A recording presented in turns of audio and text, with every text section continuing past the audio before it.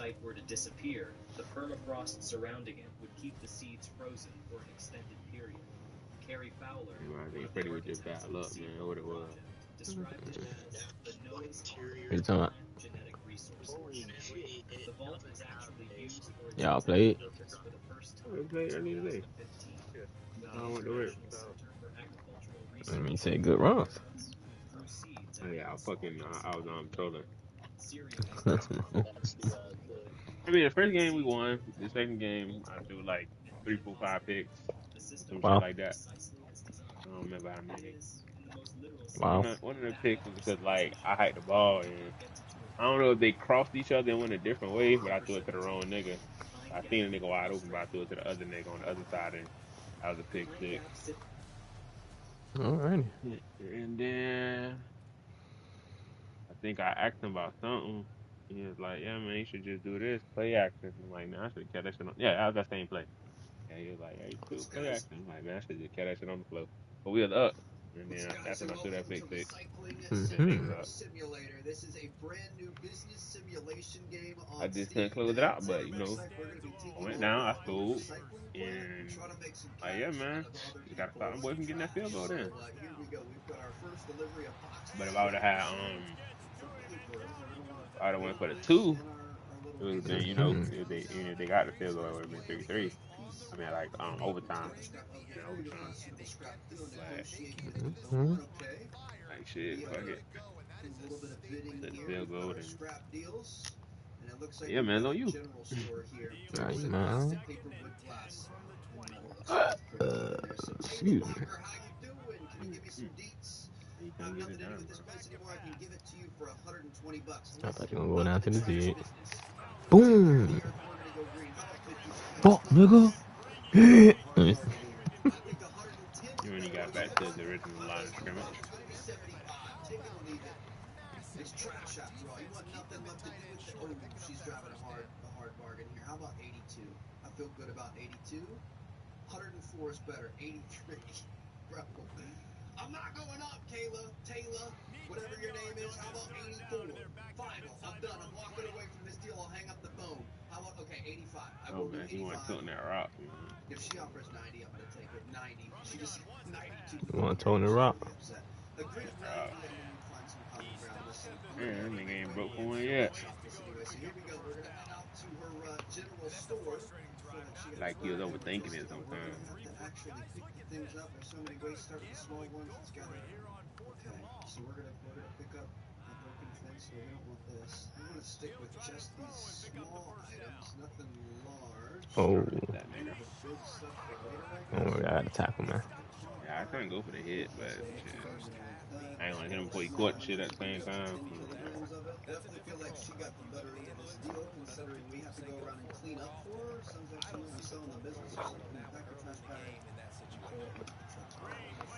Hmm. Now we want to grab big waste and throw it into the truck's body.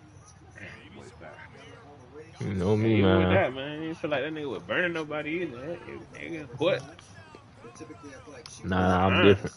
Oh, I'm different, man. Come on. You get caught from behind and shit. I can't be compared, you feel me? I mean, they stuffed it a couple times, but other times it was like, damn. Like, nigga was overthinking it.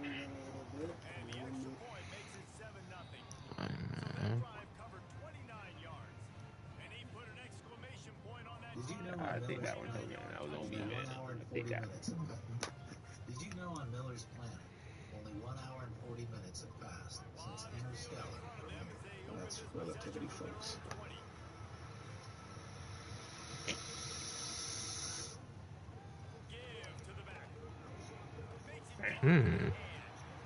Fuck ass stuff on Has yet to make his debut feature, but the movie about wormholes and space travel is already in theaters, and McConaughey's in the dang thing. Can we talk about Einstein? But it's not. That's what I be wanting to see what nigga Steph Arms that is, man. It's Robert Zemeckis' concept. You said what? I said that's what I be wanting to see what nigga Steph Arms that is. Shit. Thank God. Let me finish the line. He probably think he found something. Big plays in the running game like this makes the game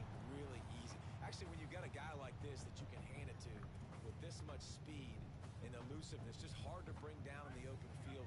What a big game for the offense. The Vols come to the line after ripping off that huge gain on the ground, trying to keep it going. They'll knock it down for a loss of a couple. Nigga, that's funny. Trying to get in front of that shit. Mm-hmm. We're going to see this in this game, and all week long in practice, they really focused on this assignment football, making sure the dive, the quarterback, the pitch, all taken away. Nowhere to Damn. throw the football that time. Offensively, the defense coming up with a huge negative play. Look at that me. Love when my quarterback sees zone and knows exactly where to go with the football. Sees the wide receiver running the drag route, knows when to throw it, pulls the trigger. Oh, you went, oh, Lord. You ain't put a hand up or nothing. What's going on? Really nice job responding by the offense here. They watched I that should play, just go go down ahead and and score a touchdown on that last drive. that You can see the animation. quarterback there in the commercial break. He's telling his guys, let's go. We're going to go get this one. Yeah, Everybody yeah, lock yes. in. And that's what you're seeing on this drive. Doing a really, really nice job. They look confident. They're trying to score a touchdown themselves. He's got his man, makes the grab. Okay. Was down at the 14 after that grab. I'm trying to manipulate me, man. Guys, Colorado has the lead here. Guys, let's have a look at the stats as we've played one period. They've swapped ends of the field, and we'll get it going in the second.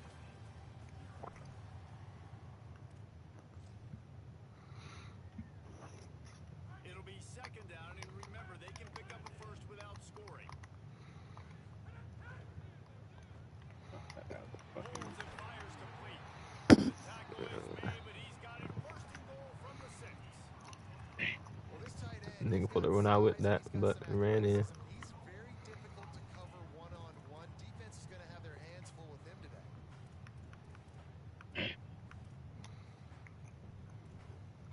Bench press that nigga then. A little wrinkle Wow. here as they go to the Wildcat and use the extra blocker. Back in motion, try to clear the picture. Snap to the back. And he got the block. Give him Touchdown Volunteer.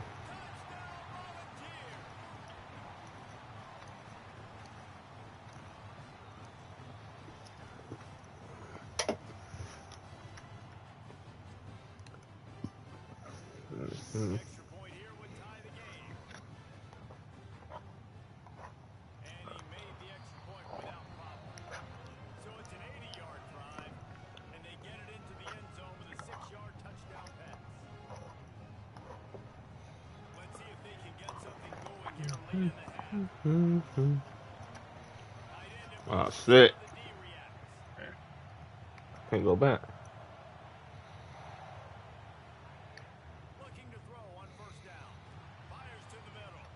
It just left that pass short. Not enough juice on that one. Carl Sagan. Now, Carl Sagan is a freaking genius, but he's struggling to make sure his picture of wormhole would work in real life. So he borrows the math from an actual theoretical physicist named Kip Thorne. Carl phoned me. He said, my arrow traveling through a black hole, you get to the Star of Asia. And I said, Stop. Mm. Back in. you see an arrow in there and you can't get through to the Star of Asia. Probably your block protection or something. The film's producer, Linda Oakes. Linda and I dated, and He asked me to marry him. 3rd and 20 is insane. I strung for me and I was too nerdy for her. It's probably great because we remain partners and best friends ever since. Oh, that's Anyway, tough. time passes. 3rd and 20 is Just an insane. hour and 17 minutes of We're Miller trying. time. Oakes and Thorne start I mean, you ain't run the ball on 1st and 2nd, but then run on 3rd and 20. It's kind of insane. Linda called me up and said, would you like to brainstorm with me for a movie? Yeah, boy. I said, I'm so bored. I could, you know. Then at that point, it's betting. Yeah. You make them stop it. And I said, Alright, I'm what talking would about be the most big astonishing pass. Oh. That's how Interstellar began. So we ended up puzzling out this trip through the cosmos, and we wrote a treatment. Within a week, Steven Spielberg reads it and signs on to direct. Then we went to work with Steven. I'm working on a script. He had us go find a But good, you know, you got a great running back here, man, doing my thing, like, make something out of nothing, man. 'Cause Jonathan, as he Yeah, you got that 86 very buries speed. himself in the Cause research. I wasn't getting nowhere. In a workshop on relative If I try to run down the middle, man, nah, it's meat on Those that meat. discussions with Kip Thorne before he even puts a single He is word on amazing paper. like that. That was the whole of the project was to try to get the science right, to try to take a big idea and ground it as much as possible so you can feel it very relatively fast they all right sound. And immediately becomes something very, very emotional. You talk about distances between He's right. Spielberg breaks away from Paramount. He takes his studio, DreamWorks, and goes over to Disney. when that project kind of fell apart and Steven had to step away from Paramount, I was heartbroken. I spent 3.5 years working on myself. All of a sudden, it was going. I said, look, I know that. Gosh, we love that. So he Good calls shit, his boy. most Yeah. trusted collaborator on Never Earth, change. his brother. Pretty much everything my brother and I do, we work together on that. We tend to bounce things off Yeah, each right other. there. You So I've been know, hearing you about look this some stuff. shit in my line like I ain't got some shit on it. In the case of Inside, how do you feel if I took this and tried to combine it so that And hey, when the opportunity comes up for Christopher Nolan to You direct know a me, picture man. with a complex, migraine-inducing You give me a little block, I'm gonna do the rest. before he even finishes Yeah, reading man. the script. Time has Come been a on. big thing in That block the is film. crazy. In the case of Interstellar, I find They'll that open up a address whole time hole. as a story, Nobody in not a sight. structural issue, not an idea of subjectivity, Oh but Lord. subjectivity. These kind of things have played within the past. In the case of Interstellar, you get to initial some of these ideas about time being relative. But before he can sit in the director's chair, he has to get past Kip Thorne. The guideline that we work from is that nothing in the movie would violate well-established physical laws, and all the wild things would at least spring from science. The way I look at it, except when you watch a James Bond film, you don't really have to know Yeah. Hell yeah. Yeah, that was open. Chris and I brainstormed about the science every Yeah, now what and he's then. saying. And on several occasions he said, I need this, and I would respond, I don't think that can work. And he would say, go think about it. But I would go home and sleep on it, think about it, and I always found a way except once. He wanted to take It, his oh my God. Hell yeah. Everything. What the fuck? And they ain't showing no green, so they don't got the shit on. He said, well, I want to take it faster than the speed of light. And I said, no, it won't fly. There's no way. The laws of physics Sick. forbid Oh my that. God. Okay, I don't think he What's pressed going triangle. Hold on. I don't know now. on? Like that, I kind of overran it or what?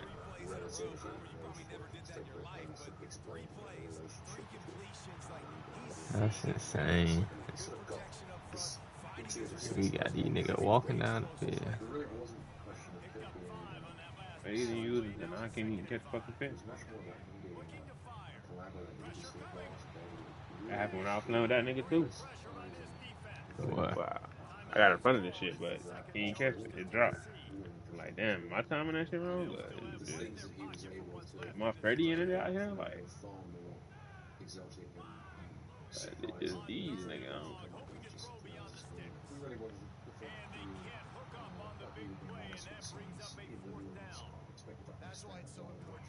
Meanwhile, I the don't news know that if they Christopher catching it. Nolan had I signed don't know. It film might with be this, Paramount but set off a quite path for Warner Brothers.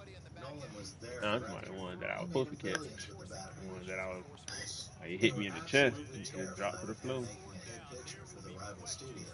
So Warner Brothers cut a deal. They would co-finance Interstellar alongside Paramount in exchange for a stake in the Friday the 13th franchise and the rights to a future Superman film. I probably should know what that nigga was going that way, but it was somebody else. In part by Jason Voorhees Hey, and man. Clark Kent. So the brothers finished the script. Now they got past the picture. First guy to sign up is Michael Caine. I had the advantage of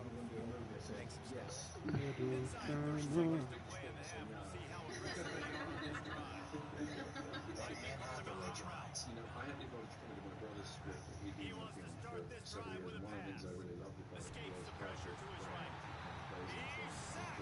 It's just the role is different.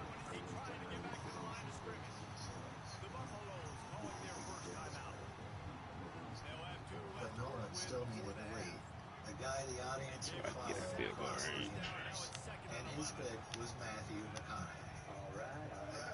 Now you gotta remember, at this point in the game, McConaughey was not exactly Daniel Day-Lewis. He was is the stud who spent 10 years without a shirt on, leaning against Kate Hudson on a movie poster. He was Hollywood's Hell official no. beach tan Texas. Man, you know, Not me though, man. But then he does something unusual. He just vanishes for 2 years. I trust you like I trust you, man. I'm gonna give you that chance, but Not me, man. He's wearing a shirt. Killer I Joe, gave Freddie that the chance. Lincoln Yeah, I Lawyer, won. Hollywood had a name for what was happening. The Reconnaissance. In the meantime, Nolan caught an early cut of a small film called Mud.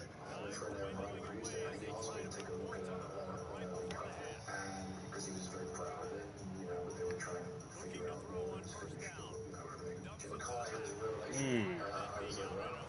I had no idea. I mean, it was like, you know, Paul. Yeah, try to get that bitch in the middle. You wanna run the ball. I just never seen him do what he did in that film.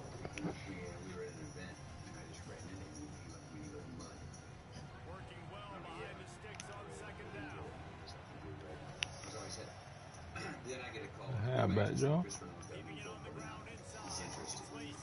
Hey, nigga just walking. Time out.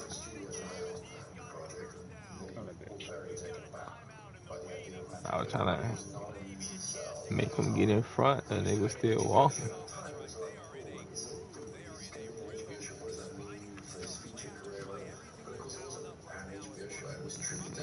It should be good for field goal range. Yeah. You just run one more. Then we can get up in there and knock and fall. Shit. Get that bitch in the middle. Yeah, boy.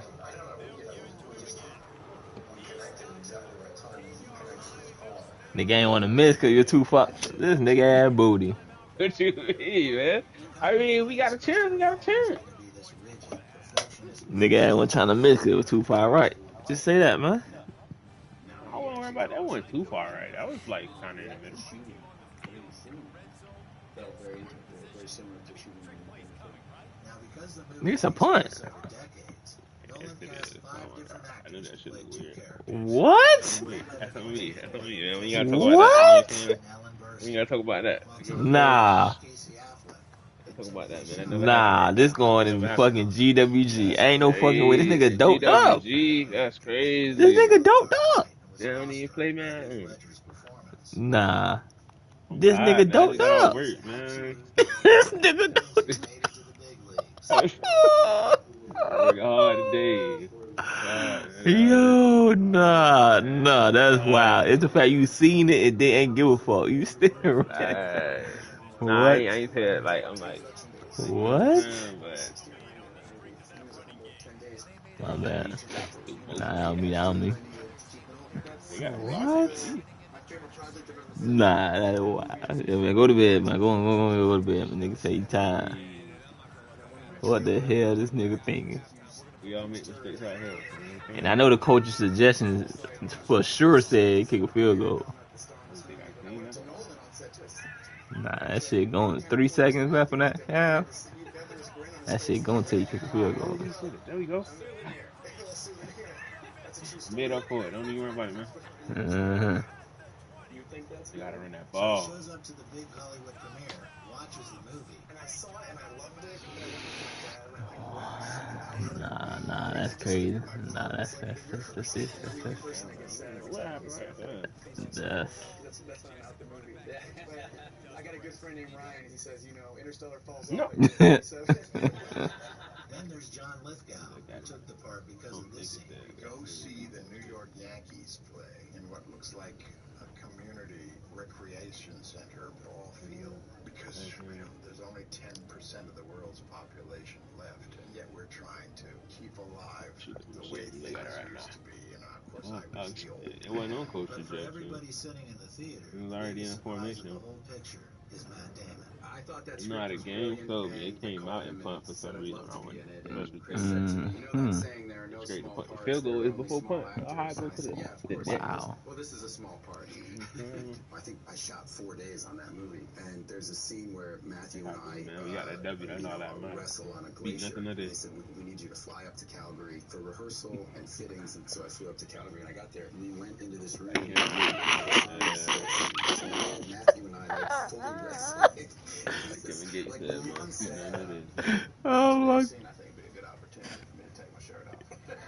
His name isn't. He's not we got the win over. Put it in Oh my God, this nigga too. Nah, that's fucking crazy. That's goddamn insane, nigga. That is insane.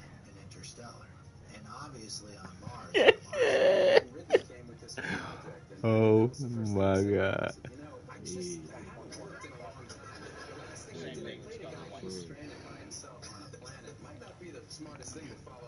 You watched Raising Kanan already? I did. I watched it today. Somebody spoiled that shit for me. Nah. I mean, I guess ain't too much happening episode, I guess. But then she said she was playing, so I don't know. But I just think she said that because she had already fucked up. Oh, you ain't watch it yet? No, I hadn't watched it. I was gonna watch it on my break, but I just never got around to it. It's like, you think what that nigga name is? Breeze and Kanan, really brothers? You think he was telling the truth? Yeah, I ain't see it. Mm-hmm. Oh my bad. I was joking. If it happened, it happened at this point. I said shit. Hey man. Hoyter was determined to Pit. I guess we never tried. That's crazy for a better game. But that freed us up to shoot more of the film. See that bitch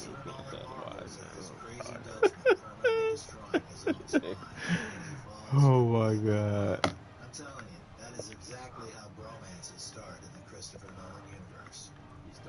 What's the record is? They're like 3-2. Nolan started shooting in Alberta, the same location. Damn, nigga going for 2. Niggas say, yeah, these niggas sweet. He threw that dumb ass pad. Yeah, they sweet. First Superman that Dick Donner did was the former shot there. And one of the reasons is it has these sort of gentle rolling hills and then mountains in the background. So there's a very grand landscape to it. It's really an ideal place to get that kind of beautiful vista. Oh, yeah.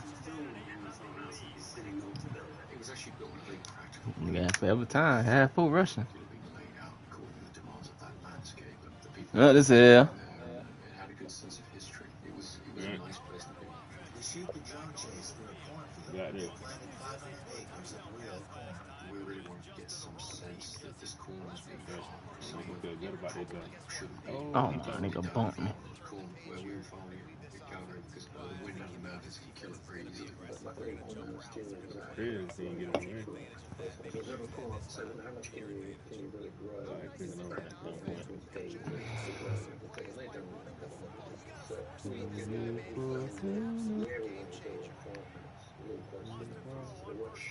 You grow corn here, you're living on the edge. This would be, as I said, So much on the edge of common sense. We made a strange deal. We got I ain't much here, bro. I can't. That shit, I just can't stop thinking about it, dog. Happened like a whole game ago. Oh my God.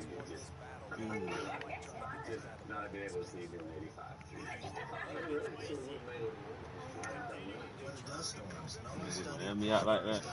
We saw this cloud come in, black dirt, and I'll never forget my Those niggas already got the ideas about me, man. Shit crazy. Nigga, hey, better see you a drop, man. Alright, fuck. Have a little crown, man. The imagery you can find so much more than anything you see in science fiction film. And indeed in our portrayal of it, we had to frankly walk down. We love the interviews with the old survivors so much, he actually licensed the real footage and put it into the opening of his picture. Mom said she had every crack stuffed in her legs.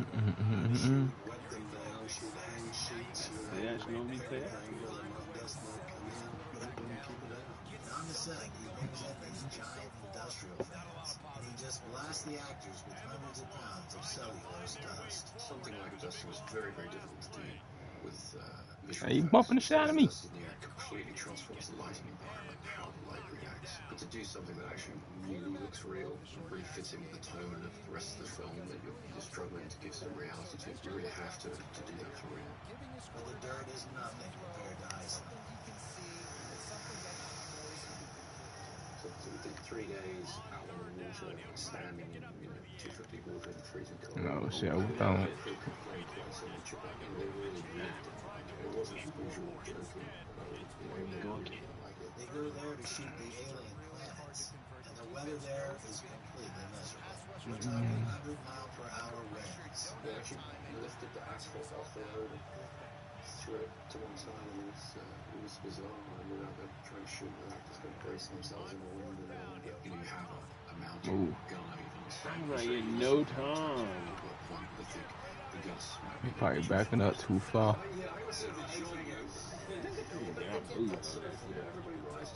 Nah, you did. That's when you feel the spirit Like actually, the collective that was a regular drop back. So we would work up on the glacier, get as many shots as we could, and at that point, which as you guys felt like the gusts were beginning to show too much strength, we would Fuck. back down, break it all back down in vehicles. Chris being Chris, I was obviously very upset at the Rough idea night of of the us day. sitting around twiddling our thumbs back at the hotel, and we just wanted to get on with shooting, so we whisked us all out into the parking lot where we shot some inserts as long as we could. Damn. Perfect hit, but no fumble. Drag these 12-ton spaceship props out to their farthest That record that they had. corners of the country. Spaceship on truck, crane in place. So We had to bring in a huge crane so we could pick up one of the spaceships, so it had to be a sturdy room. the location was perfect, really. And I mean, The sand underneath it was very good for allowing us to put on. yeah, we did, man. And Iceland nearly killed Anne Hathaway. The Believe it or spacesuit wasn't sealed properly. The human error, we didn't close it all the way, and you're in the suit for hours and hours and hours, so there's about an inch opening in it, I'm about and sitting 16, in but I believe. the water, which is not very warm. It filled with freezing water, and she went all hyperthermic on them. So I didn't want to hold up shooting when I was anything, and at some point I wasn't sure if I could feel my toes or then they started to tingle, and then I was feeling all sorts of weird flashes, and things were getting a little kind of hazy around the edges. She told Nolan she was going under. And Chris was like, okay, let's roll right now. To be fair to myself, there wasn't anywhere to go. They weren't in Yeah. lost, we just had That boy line holding. There we go, man. You gonna score here, right? Get the ball back. Holding and running against They were Shred. thrilled to go back to the nice, warm sound stages in Los Angeles. Except it turns out going to space is quite discomforting. You're right. To recreate zero gravity, Nolan has these big, famous movie stars strapped into heavy harnesses, hanging from the ceiling on thin cables day after day. There's a full harness, legs, and torso, and it's 4 strings, so you're fully suspended. You may not be come up, you lift your head down, you can go upside down. You just give a little tap on whatever you're doing, and then they send you on the line as far as you're willing to go. We take a camera crane, and instead of putting a camera on it, we put an actor. Come on, man. Wheels them around, and they had to be harnessed that way for hours sometimes. But he's holding on to Try to see if I can shoot all three of them. why wouldn't you use the big crane? He's like, no, because it's a waste of money. It's not as, it's either only That nigga dove, I guess, to stop me from running or something. Like, like independent filmmaking is still the best way to get there. But Nolan, he doesn't want them looking at a green screen while they hang there. So he builds these huge screens outside the spaceship windows, and he projects the actual VFX from outer space onto them. It lights the actors perfectly, and it gives them something real to look at. I didn't want to use green screen because it's really boring to shoot. You turn up, it's a depressing day when you shoot green screen. What's really fun is to come up with stuff you don't cinema. That's so yeah, it's actually super. Tell me on air what I should be imagining to see. ah, I put them fuck. Got first. Hey, I'm trying to go other way. And the image of Earth that we were looking at would sort of rotate and go just outside the window, and have motion sickness looking at it. Mm-hmm. Tennis ball acting at this point, and there's a certain skill in that, but when you can just let yourself relax, trust your circumstances, and put yourself at work, it's a great thing. And the spaceships? No computer graphics. They built these massive physical models. What we wanted to try to do with Interstellar was to use techniques that would be timeless. I think if Christopher Nolan had his choice, he would be shooting in space with real spaceships and actually doing this for real on location. But the next Get out best the thing way. was to use miniatures. They were so big, the crew stopped calling Nigga, them let me get out the way. and started calling them Maxitures. They were big enough to mount a real IMAX Worked camera out. onto them. Think about the fact that NASA No, I do this shit, man. It worked out. Thank God for me, man. very I do specific this feeling, shit. and we wanted to replicate that. You really got to ponder the life path of an IMAX camera. It was designed to show humanity the real outer space, and it ends up flying around a dark room strapped to a plastic prop. Interstellar is set in the future, but Nolan refused to design a future. Because what I realized is a huge amount of creative energy goes into the parlor game of trying to figure out what a pair of trousers is going to look like in the future, or what a pair of glasses is going to look like in the future, and you're never going to get it right. I wanted to eliminate that thinking entirely from the Yeah. design process. You ain't let me get there yet. Elsewhere. And hopefully, Gotta let me- something that was actually a little more timeless. Really wanted to look at what's being used in space, what's being used in the Apollo missions, and the space shuttle on the ISS. Every switch does what it needs to do, every button does something, and all the docking mechanisms, all those things are all just based on contemporary reality. How do you deal with life in space? Everything is packed away, so you have tables here. You've got Wow. Thank God. This stuff is just scrolling data and updates. We ended up mixing stuff we could get, so we could get the Asia realism of some of these parts, and then we would manufacture bits and pieces to They better tie not. it in. Because this ship has been built over 20 years, so some Wow. of the technology would be older, some of it would be Yeah. Like, yeah, one Just foot a in, I bunch guess. of folks flying through a wormhole. Praying Wow. the check engine light doesn't pop on. I did not even pick this play. So all the design energy, they put it into the robots. But wait, you're not allowed to call them robots. Nolan actually banned the word robot on the set. He makes the entire crew refer to them as articulated machines. A bit pretentious, I think. But Need the to go idea down. is that it isn't your average shiny tin Fuck. suit guy. What we see generally termed as black color robot means Van Gogh design. Full disclosure, I don't know a lot about architecture, but the Google says Mies van der Rohe. Now it picks the play out. What the fuck up this game?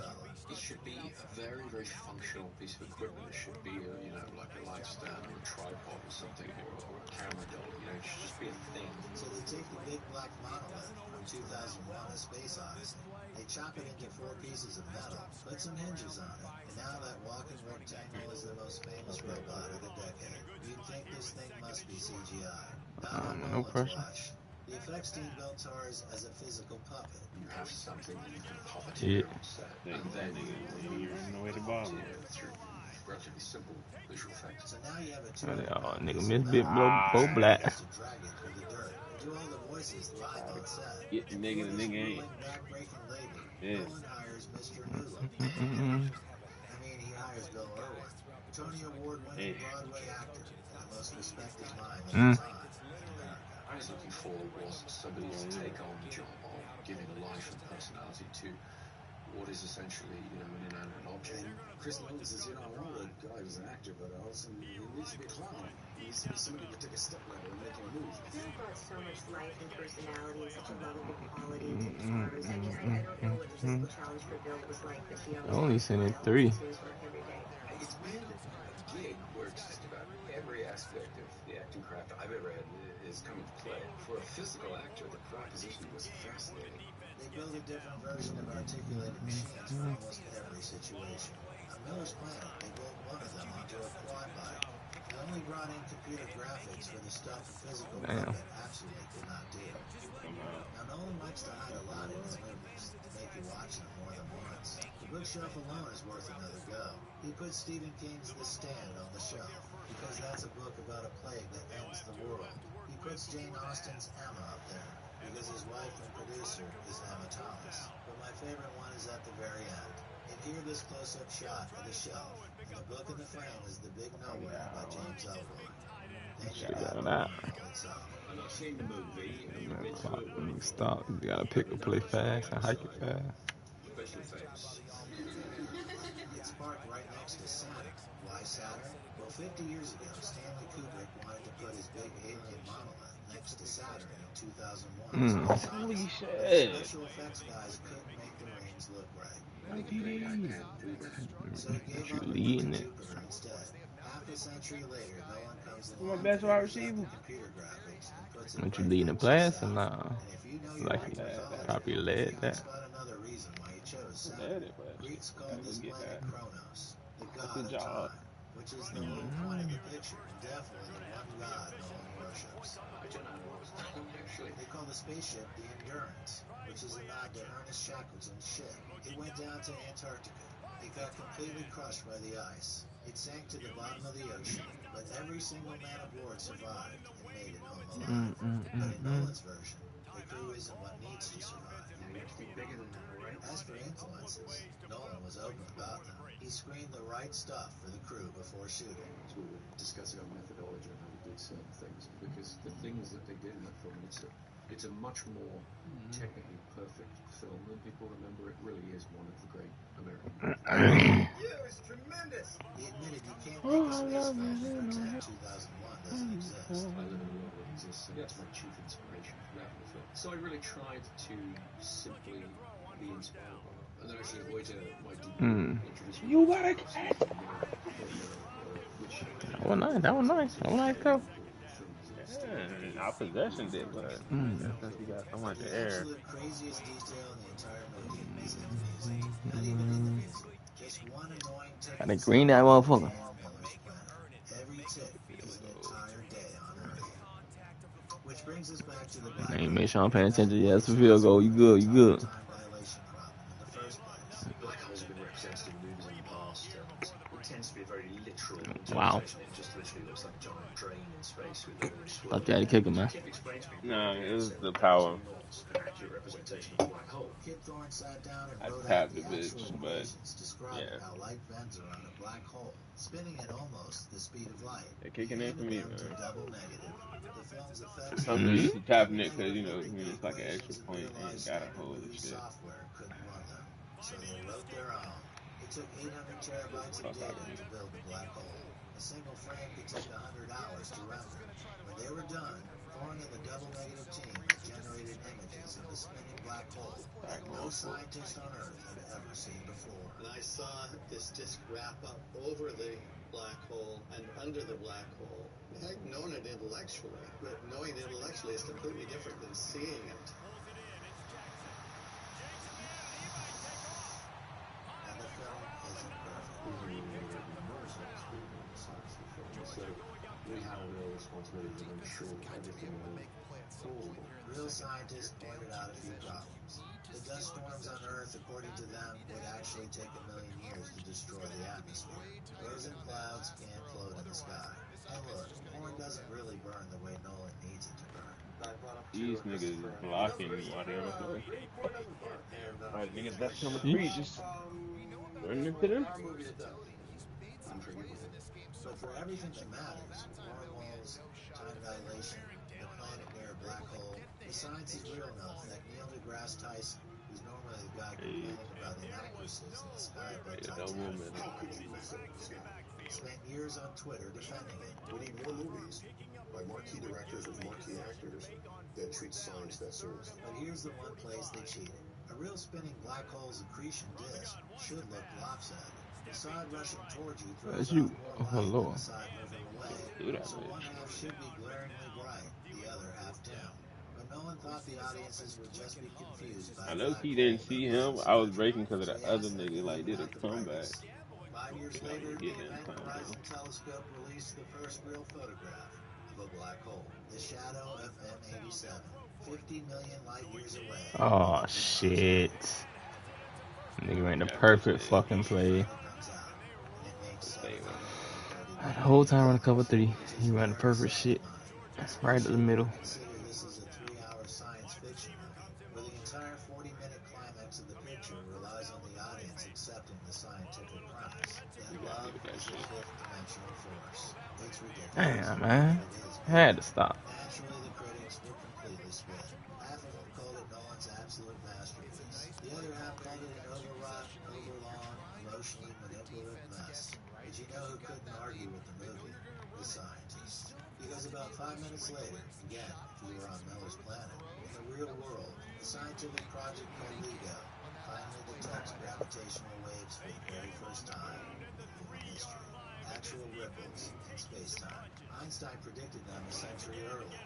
Nobody had ever caught one until right after the movie came out. 12 Miller minutes after that, Kip Thorne wins the Nobel Prize in Physics for the work he did that led to detecting those waves. In half a day on Miller's Planet, long after we're gone, there's going to be kids sitting in a classroom somewhere studying Oh my God. equations from Christopher Nolan's movie. Nigga just ran inside.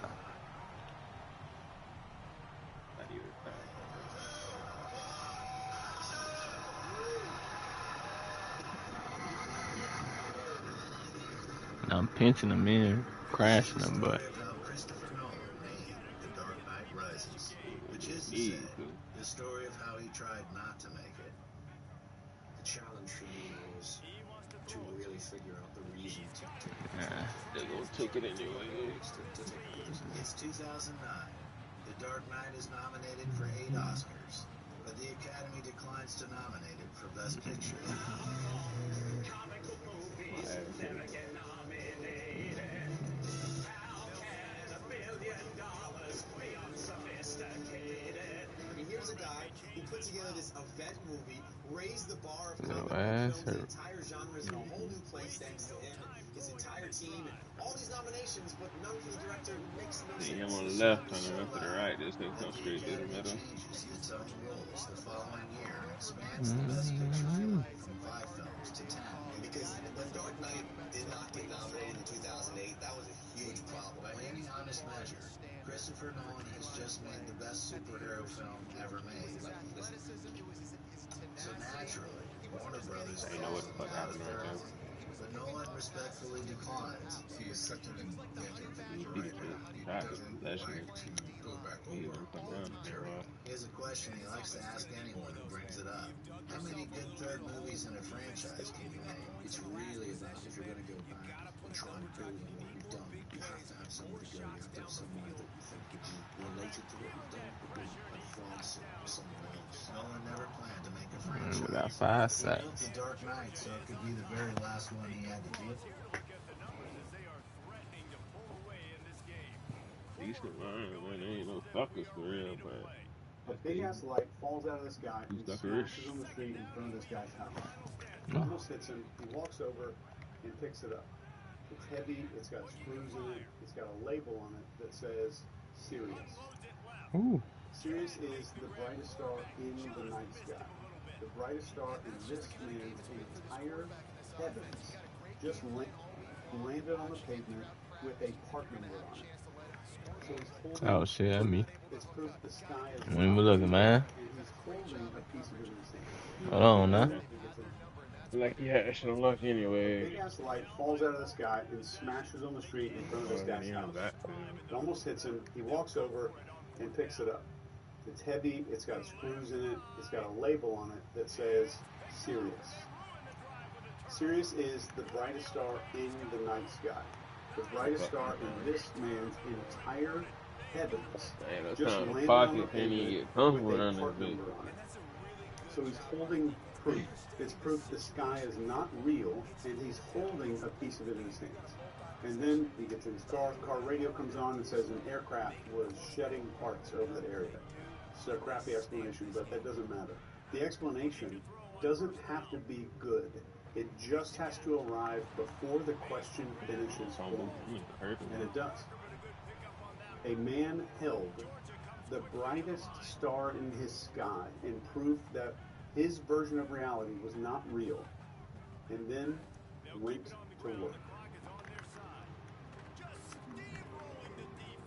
So everybody thinks the horror of this movie is this giant dome, the cameras, this fake life that Truman has. The horror is the speed at how fast a human being hands the evidence of a false reality back and just rejoins the day. So the dome is not the trap for Truman, it's the schedule. And understand the timing of this here. This is 1998. There's no Big Brother yet. That's probably a year away or some change. No Survivor, no YouTube, no Facebook, no smartphones.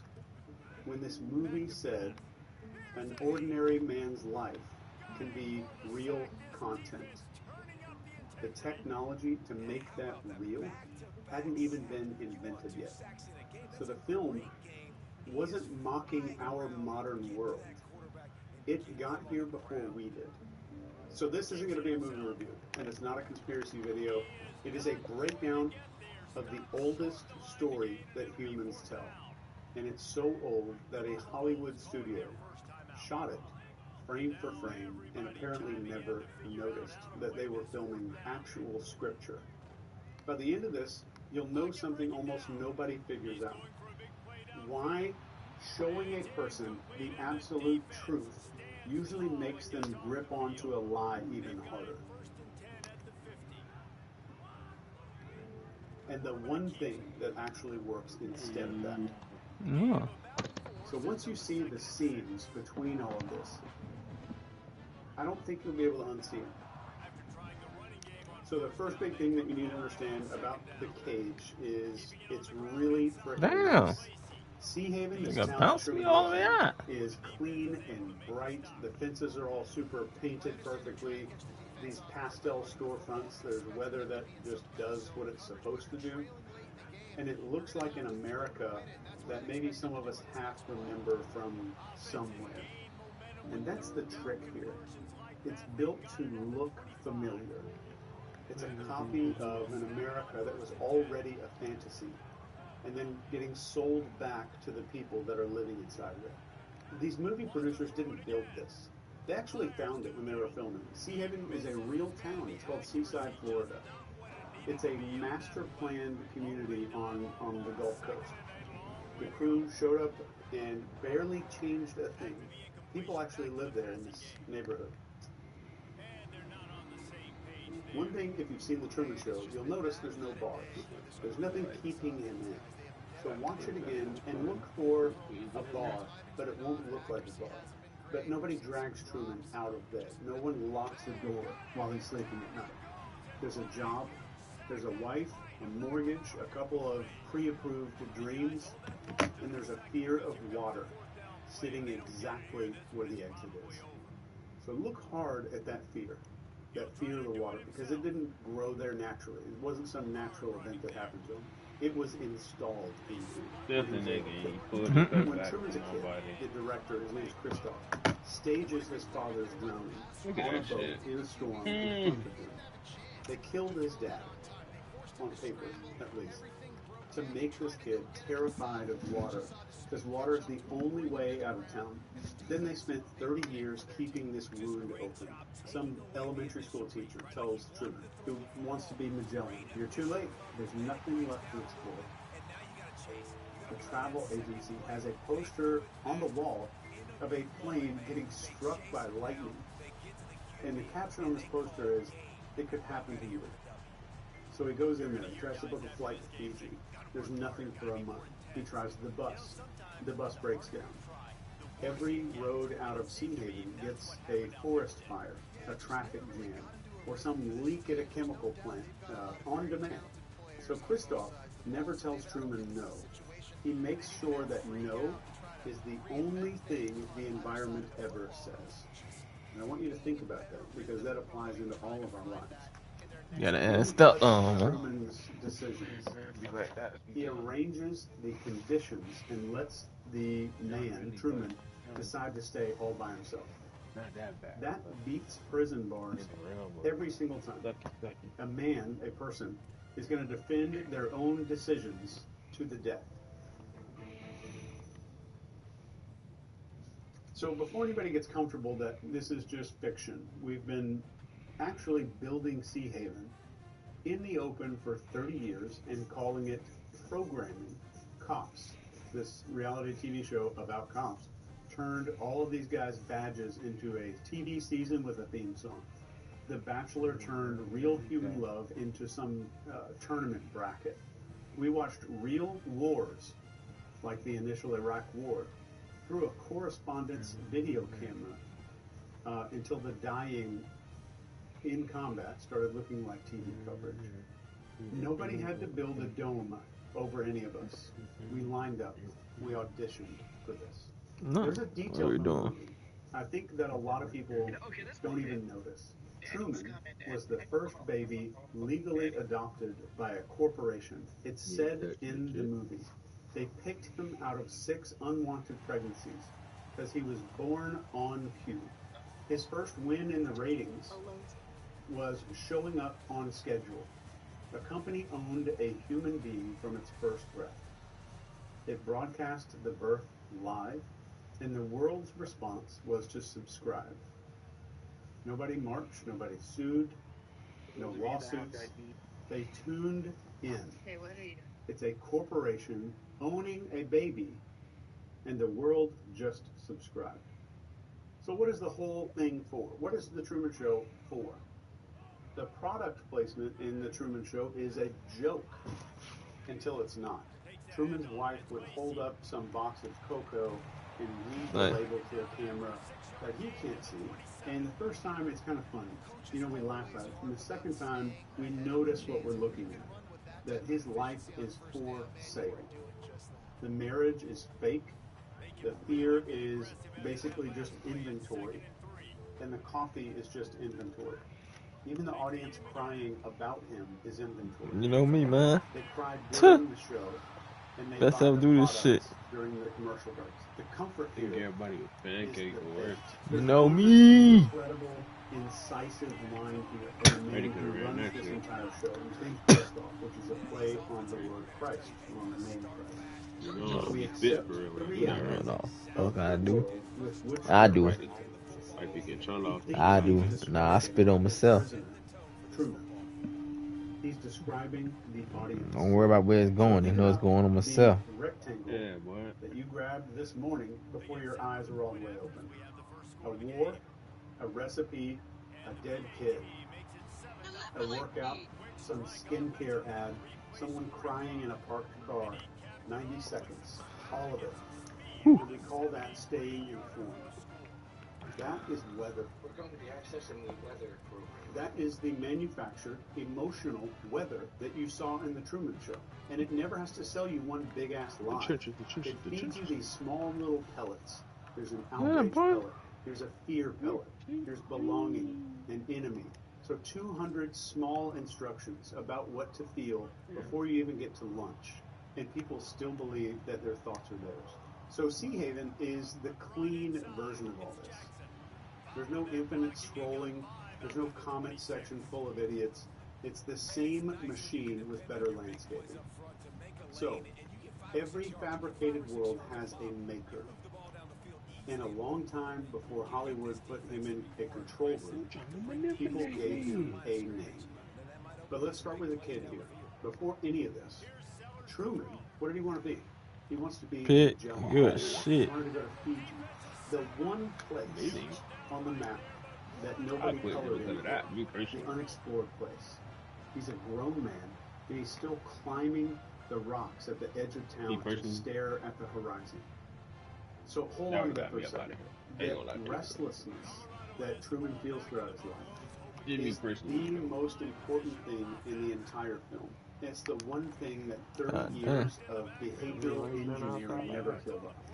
The man who built the world around that kid lives in the moon, literally. Christoph. He talks about Truman like a proud father. Ooh. He remembers his first steps. He gets teary-eyed about seeing Truman on live TV. And then there's a part in the movie where he says the quiet part out loud. When Truman's about to escape, he says the words, "There's no more truth out there than there is in the world I created for you." It's the oldest lie in existence. And it's delivered into a microphone like some dumbass weather report.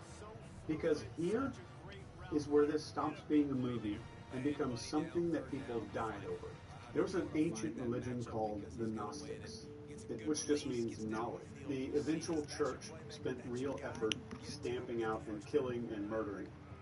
But they had a name for this figure exactly like Kristoff, and it was called the Demiurge, which just means false creator. He builds a lower world and mistakes the edge of his set, his little property, for the edge of everything. And inside that What the world fuck is that? I got the way. is a spark, what they say. It's a piece of something real that was never supposed to be inside of the cage. That's the kid who wanted to go to the future. Yeah, boy. All we do is manipulate niggas. So you don't get out of the cage by believing the right thing or through some gnosis, which is direct knowing. And no one's going to argue you away. And in the Truman Show, Sylvia is the call. She's the one who breaks character to tell the sleeper, Truman, that the world is fake. She gets dragged off the beach mid-sentence, and for the rest of the film, she's out there wearing a pin that says one big-ass thing on it, and it's a huge line in the movie. How's it going to end? It's the only honest question that anyone in the movie asks. Notice how Truman wakes up. How does he go through his awakening process? No one's handing him a pamphlet. No one's getting him into a new religion or anything like that. Nobody argues him into it. It's contact. An elevator opens on some backstage area that can't possibly exist in his reality. Rain falls on him. Only him. This tiny little circle of rain that follows him down the beach when he moves. His car radio skips to a frequency where the voice is narrating his own event. It's the only honest question that anyone in the movie asks. Notice how Truman wakes up. How does he go through his awakening process? No one's handing him a pamphlet. Come on, bro. No one's getting him into a new religion or anything like that. Nobody argues him into it. It's contact. An elevator opens on some backstage area that can't possibly exist in his reality. Rain falls on him. Only him. This tiny little circle of rain that follows him down the beach when he moves. His car radio skips to a frequency where the voice is narrating his oon turns for his car back to him in real life. Yeah. And then, this is my favorite thing he does in the entire film. He runs an experiment. He sits in the car with his wife and predicts every single car's movement on the street. The lady on the bike, the man with the flowers, the Volkswagen with the dented fender. They come around the corner in that exact order. They're on a loop, he says. He didn't believe his way out. He checked his way out. And that's a huge difference here. So going quickly back to the Gnostics. Here's what those old sects understood that we forgot completely. A prison does not need walls. Yeah, I said it. Guards. And the best guards on earth have no idea. This nigga, yeah. Just watch the kitchen. He had to do me like that. He could have spared me. Truman starts coming apart of the counter. It's like splitting open. He's trying to say something out loud. But Something you know, is like, wrong. you People are lying usually to go him. to special team, And his wife like turns field goal is around, the first option. smiles at no This one nigga drunk as hell, man. and starts repeating It's the fact he saw the plate and still like, yeah. for half a second. It's Let me send this shit. Let me punt this motherfucker. because he sees it. He sees the Nigga scene. saw it and ain't even think nothing of He's it. kind of tearing down the middle of his own marriage. He's not talking to him. Oh my He's talking god. to the thing behind the wall. And the thing behind the wall has been there the whole entire time. Yeah, boy.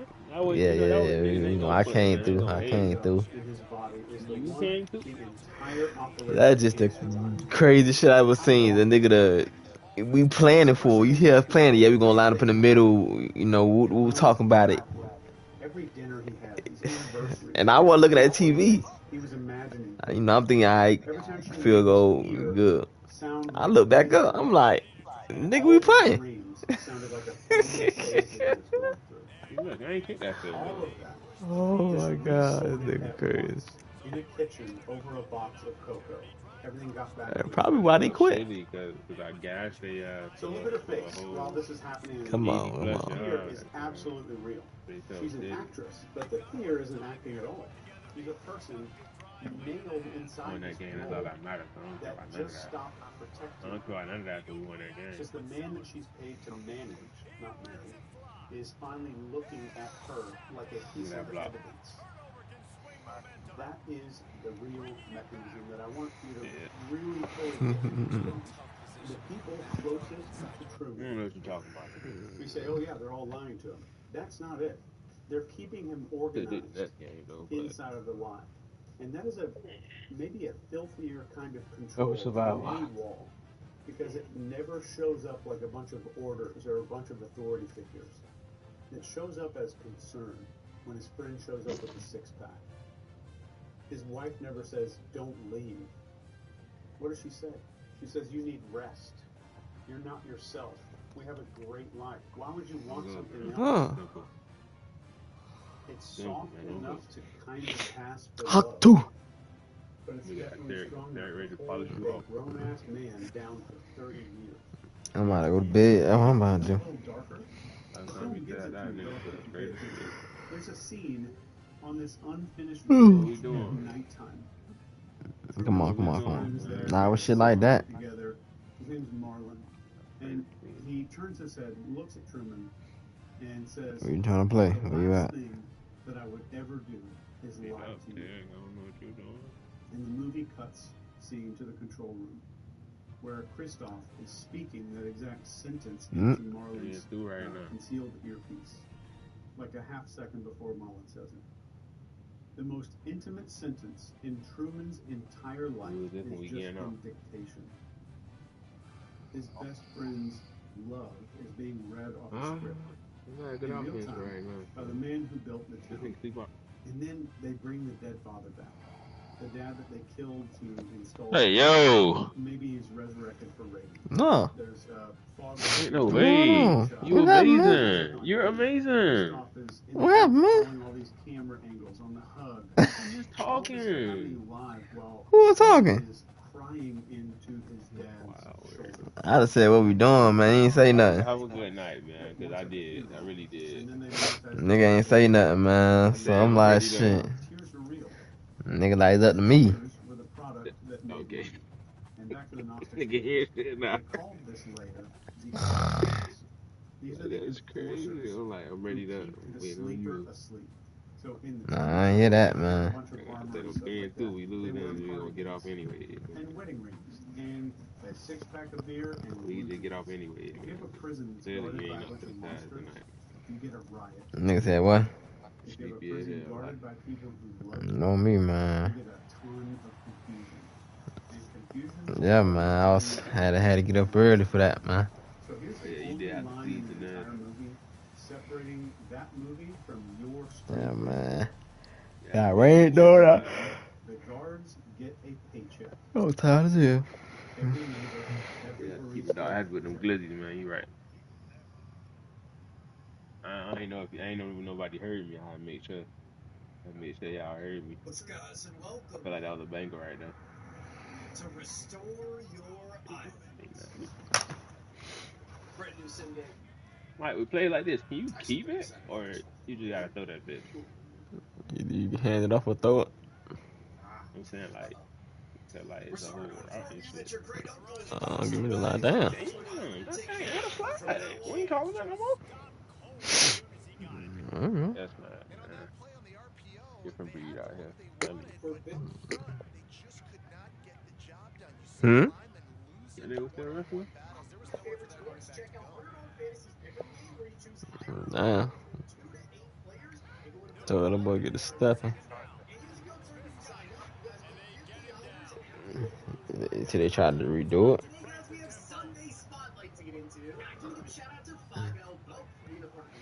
Why wouldn't he? Oh, I'm looking up. You need to calm down, bro. You rushing, bro. I'm trying to catch you off guard. You catching teammate off guard, man. You worrying about Sheamus retiring? Yeah, man. Move around, man. You're off in the booty, man. Come on, man. We It's time to move around, man. About to go to sleep. It's time to move around, man. Forcing you to go to sleep. Nigga ain't changing the playbook, nothing, man. Ain't nothing wrong with the playbook. That was first down right there. You hear? You throw the ball. I threw the ball. How you think we got where we was at? Man, one play touchdown, man. You ain't gonna get that all the time. Come on, man. You don't need to be doing that now. Hold on. Come on, now. I got you. Oh, nah. Pack it up, pack it up. Pack it up, pack it up, pack it up, pack it up, pack it up, pack it up. Man, I don't know what the fuck was that. Nigga just threw it. Nigga, your quarterback ain't even turned around yet. You ain't see what was going on back there. Ain't nothing going on.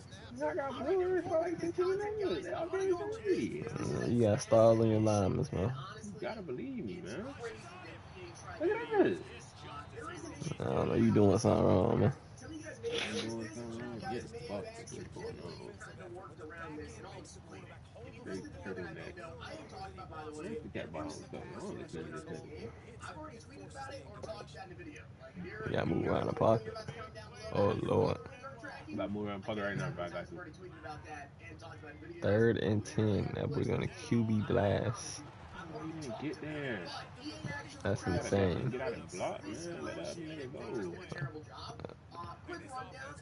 You gotta believe. Anyways, I'm saying, why nigga left? Like, well, he gonna get some more money or something? Like,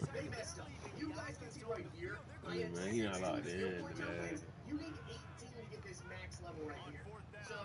but I'm saying, like, why? I don't understand why niggas be leaving. Like, they can find more money elsewhere or something, or like they got something else. Come on. Good way to convert, Cal. You won. Take that deal. You ain't doing shit anyway. He shame of the talk guy. Come on, man. I mean, I guess you talking about top guy, as in like WWE, as in not WWE, as in wrestling wise, top guy. But that nigga.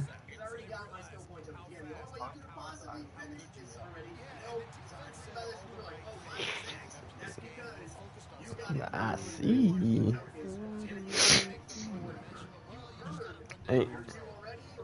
Ain't Pentatil still got that, man?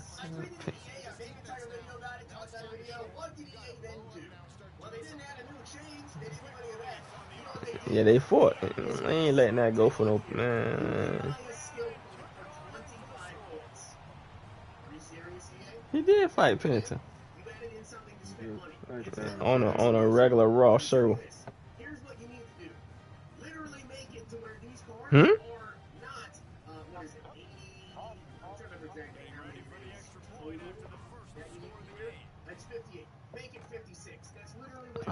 I could have swore I seen him fight that nigga a good amount of months ago.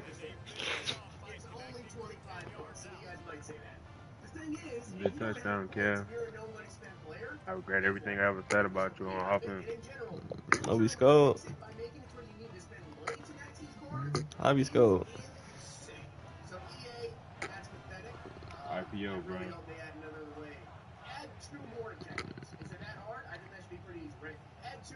Oh, that's still a pass play. You said what? Oh, no. That was a pass play. That's still a run play. No, it's a pass play. You can pass out of that. You know that, right? Yeah, you basically know a run play, man. Yeah, you know that. I ain't gotta explain that to you. It's basically a run, dude. Like you was there with me, so you seen me throw the ball to the wide receiver and run it straight in for a touch. Yeah, you know that. You know. Basically a run, man. Yeah, man. Nah, I still don't know exactly how to get the card, so give me a minute. I gotta figure it out myself. The stream was a little bit confused, so I gotta figure this out too. 89 Devin Hester though, 88 Devin Hester, 89 speed, 89 85 zone. That boy caught that shit all on him. That could happen when I was playing with Freddie too. Same animation for a touchdown. Ah, man.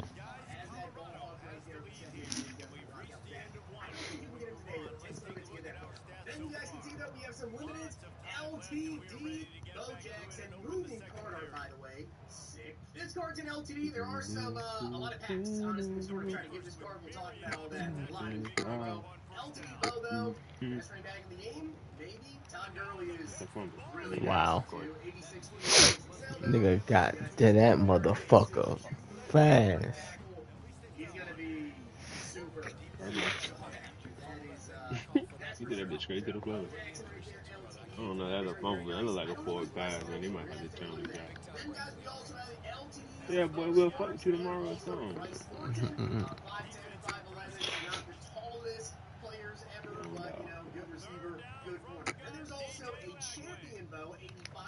Oh, yeah, they're on nigga. He's stupid. 6'4" cornerback with 85 million zone. He's going to be sought after.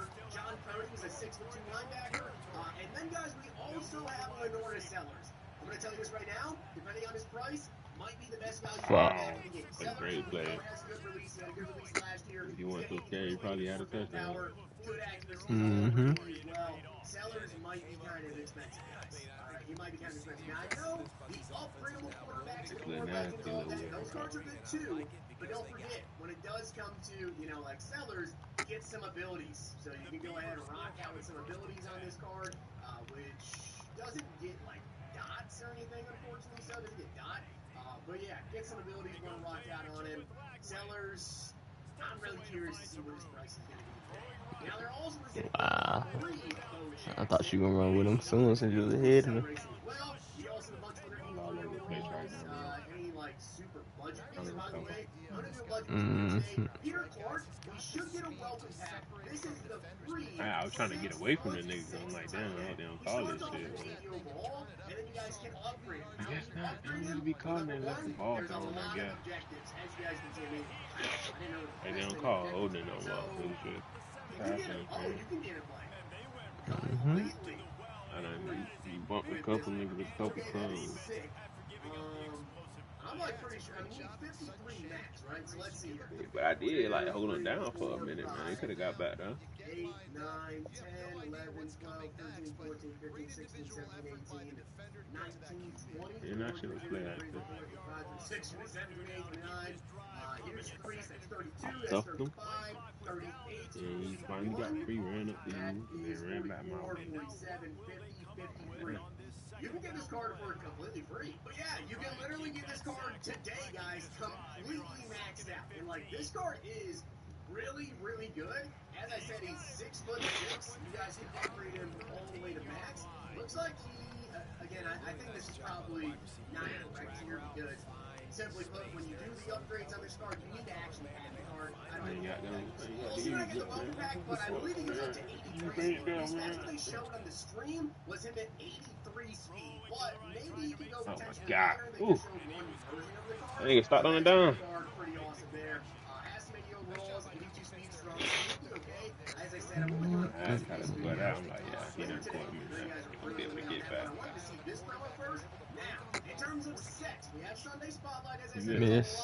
Oh, wow. There is a set here. There's a couple like that shit glitched in. There's also this Devin Hester. So, with this Devin Hester, you need 7 high score tokens. I believe you have to earn these by doing objectives. Now, as you guys can see, we have some solos right here. You have a 78 plus overall BSB and some points. So, not really too much going on there. In terms of events, I believe we should have a new event. By the way, if you missed the video that I made last night, how to make 100K points per hour, go check it out. Bring it out. As you guys can see, though, you uncovered the retro cartridge, or uncovered. Enter College Blitz and chase a score no one else has ever reached. Battle scores are in-game and reflected on the reward screen post-game. Resets every Sunday. Okay. I clicked on Field Pass. I don't see the Field Pass actually live in the game right now, so I don't know if there is a Field Pass in this promo. Isn't one live right now. Rewards here are the rewards. Wow. haven't seen nobody do that successfully. Like they didn't load the run after they get the So ball. as you guys can see here, level 5, that's how you get a high score token. So Nah, but what that's I'm how you don't go gathering through. from this is Mm. They you supposed to need hit to that play outside. through this event and get a Niggas ton ain't of got that vision score, like me. essentially, to get the high score token to then use on Devin Hester. I have no clue at all how long this would potentially take you to do, and also this movie like super slow.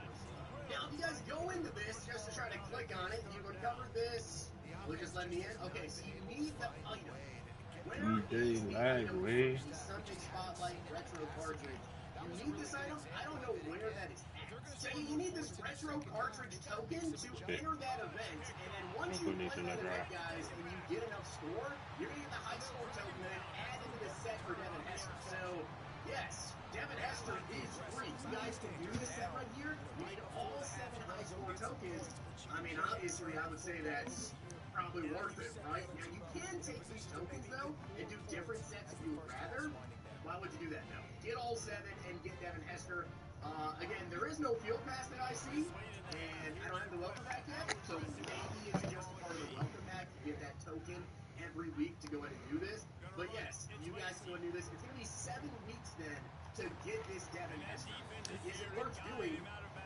Absolutely. I mean, come on. You get a free 89 speed Devin Hester? Yes, absolutely, it's worth doing. I don't know exactly how many games or whatever it would take to get this card. As you can see, I mean, it's super. Ooh, that would be pick 6. Yeah, 100,000 score. I know I be hot. I be hot at that shit when they do that shit to me.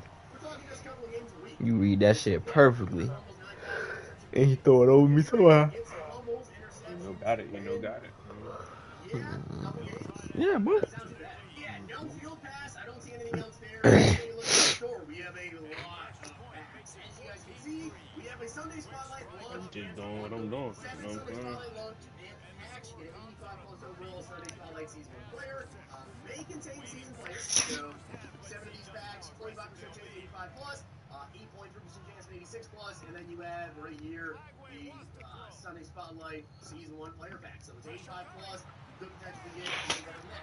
Then, guys, there are these. So there's these step offers. These cost about the same as doing this. So which one would you rather do? The basic pack you do is 78 plus and 70 plus. This gives you a 78 plus, 275 plus platinum, 2 or 3 78 pluses, 2 or 3 73 pluses. This one gives you an 80 plus, 80 plus platinum, 2 75 plus platinums. And then the final one gives you a guaranteed 85 plus, 178 plus, and 2 76 pluses. So which one's better? Ow. You know me, baby. Best defense, you know. I feel like this is riskier to do these, but they also give you guaranteed platinum. Yeah, boy. Really like platinum players. Kind of leaning towards the step offers if you're gonna open these. And guys, we have all of these packs here. So all of these packs, you can just go ahead and buy the Spotlight Launch and packs. You have the Launch Platinum packs here, the 83 plus Showcase. So these are basically the Bo Jackson packs. These packs, you guys can see, this gives you a 1% chance, 5% chance at Bo for $3, or you get a 75. Not great. This gives you a guaranteed 80 plus Bo for 1,700 points. You have a 20% chance at 85 plus. This right here gives you a 5% chance at Bo, and then this one right here gives you That shit too easy, man. so you can do those. There's also booster packs. So booster packs, Yeah, boy. these will cost you, I believe, My line too deadly. about $30 worth of points or so. So you Yeah, get second this half, one, yeah. step 1, 78 plus overall. I am going to actually open it. Crazy as You fuck. can potentially get Bo. The final one gives you 8 plus overall Spotlight players, platinum, and 278 plus overall to get these. And we have some Did that in the last game too, man. They get no stats in the first half. They had about 2-3 in a row. Oh.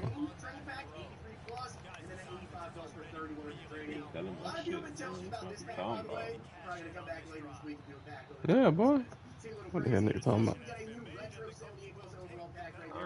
Tell them that shit. Alright, so hopefully I broke that down for you guys again. I don't know where that cartridge is at. Nigga, my offense is not bad too, so I'm like, can't prove it, but That being said, I'm going to open these booster packs here. Let's see if we get lucky. Bo Jackson is out. Obviously, he's crazy expensive. A lot of these Sunday Spotlight cards, especially, are really good. They're really good. Here we get an 80 overall platinum. And guys, that is 34,000 points now. Again, this And is the guy has to. 34K. I mean, he's going for a lot more than that. 60,000 points right there. He's taking a running back. I don't even want to get it. I don't know. He don't know. So I think these are kind of moving up. Then you are going to get some 1-point packs right here. We'll see how lucky we can get. This is our 78 pluses. You ain't We getting do get a 78 overall DT. Again, you know, in previous years, I probably split some of this. But remember that you can add those players into upgrading players. You can exchange them, even B&Bs this year. So that does add extra value into these type of players. Here we do get a 80 overall right guard. All right, we'll take that. And then we do have from 990 points, 278 plus overalls, and then as well 278 plus overall platinum players. See if we can get lucky again, man. We do get, come on, I want 85. I want 85. 83 Bo. That's so nasty. So nasty to give me Bo Jackson. But you know what? Funny enough, he'd probably be my best running back, so I will take that. We also do get a 82 Cohen Eccles. Guys, that's going to be a lot of points. Okay, he's going over a lot. And then we also do get here a I thought it was 2 80 or 70 plus overall platinums. I guess we just one. Maybe. Maybe missed right there. He does sell for 100K. He sells for 120K. I'll take that, man. That is very, very nice right there. And Bo Jackson, the 83 Bo, probably going to be my new running back, although kind of plan on getting 85 Bo Jackson, right? Here we do get a 78 overall. All right, Zach Williams right there. Then we get into step offer number 6. Again, just another 1-point pack right here. Do I think these are worth it? Yeah, to be honest. I mean, you can get really lucky to yourself a champion, too. As do get 80 overall. You know me, baby. Not super lucky for me. Final one, though. This does give you an 80 plus overall B&B, 180 plus overall platinum player, and 2 78 plus overall spotlight players. Come on, man. Give me some luck, man. We get 81 overall TJ, 81 I ain't going to see nothing. That might be pretty Oh, what time, man? He is 76,000 points. Thank you very much, EA. No, I get 6,000 for wins. On to the next card. Okay, not a champion. Doesn't look like, unfortunately. What your rank is? All right. Upper Oh class. my God. I got Season 1. 6,000. Who is it? Sammy Brown, LTD, BND. And we get 85 Dijon Reed. Holy crap. Listen, I already have Sammy Brown as a BND, which is crazy. And, I mean, I can quick sell him for 93K. I guess I'll have to do that. We just got another limited, and we got probably, aside from Bo Jackson, the best champion you could possibly get as a BND. 6'4" corner with a speed. He is going to be so expensive. All right, so I'm definitely pretty I'm a happy gangster, with nigga. that opening right there, guys. We just got ourselves Dijon Lee, which is going to be really good. Got another LTD. Nah, I'm about to bit Zert. I can't snow on bit Zert. Let's take a look here. Let's see what these champs are going for. That's what I'm curious to see first. Then we'll take a look at limited. Bo Jackson's 85. How much is that card going to be? Because then there's a choice, right? Do you go out there and get the limited? Do you settle for 85? As you guys can see, the champs here, Bo's 274. Man. Ow. I mean, that's worth it. That's worth spending that for Bo Jackson, honestly. Dijon Lee's 340. Sellers is 350. And then taking a look here, guys, at the LTD. By the way, again, I already dropped a video going over how you guys can make over 100,000 points per round. Go check that out. Also, if you guys want to pick up this Bo Jackson today, you guys see the limit is Bo's 1.1 million points. If you're a big runner of the football, I've been using the Ohio State offense that just dropped on Civil GG. You can use code CERT 40% off. They just dropped a Wyoming offense. If you guys like to pound the rock, I might have to try that out. Because, yeah, they're also dropping a defensive team tomorrow. I know letting you guys know for money.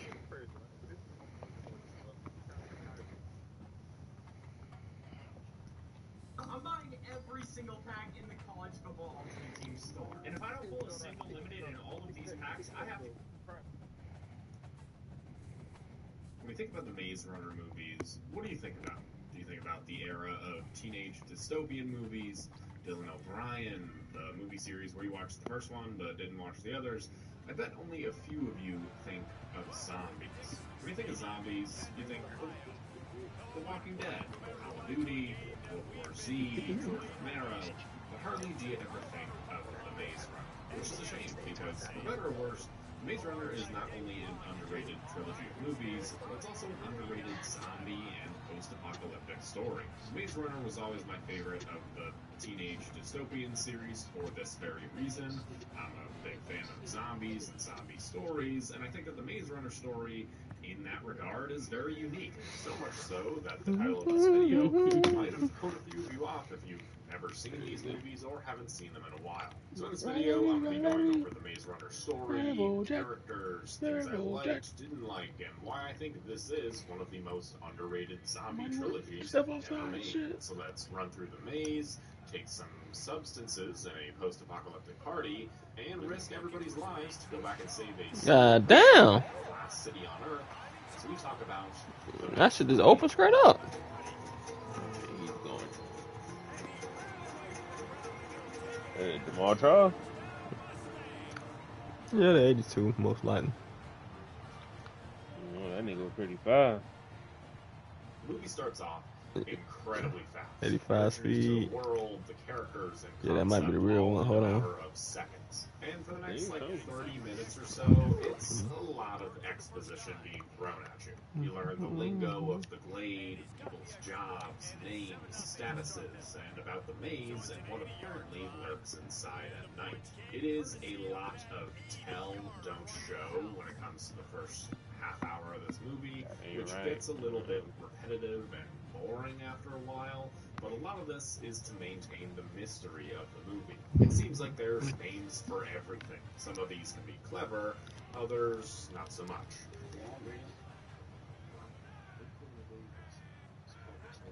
Thomas and the rest of the characters know very little about why all of this is happening. They've just Yes, gone on sir. their lives. There's a new person with some Come on, man. the only way out is through the maze. That's how you hit that. Nigga don't know nothing about that, man. I pull it out on special occasions, you feel me? People have been here for years. This naturally leads to a lot of questions. We're given hints to those answers with Thomas's visions at night.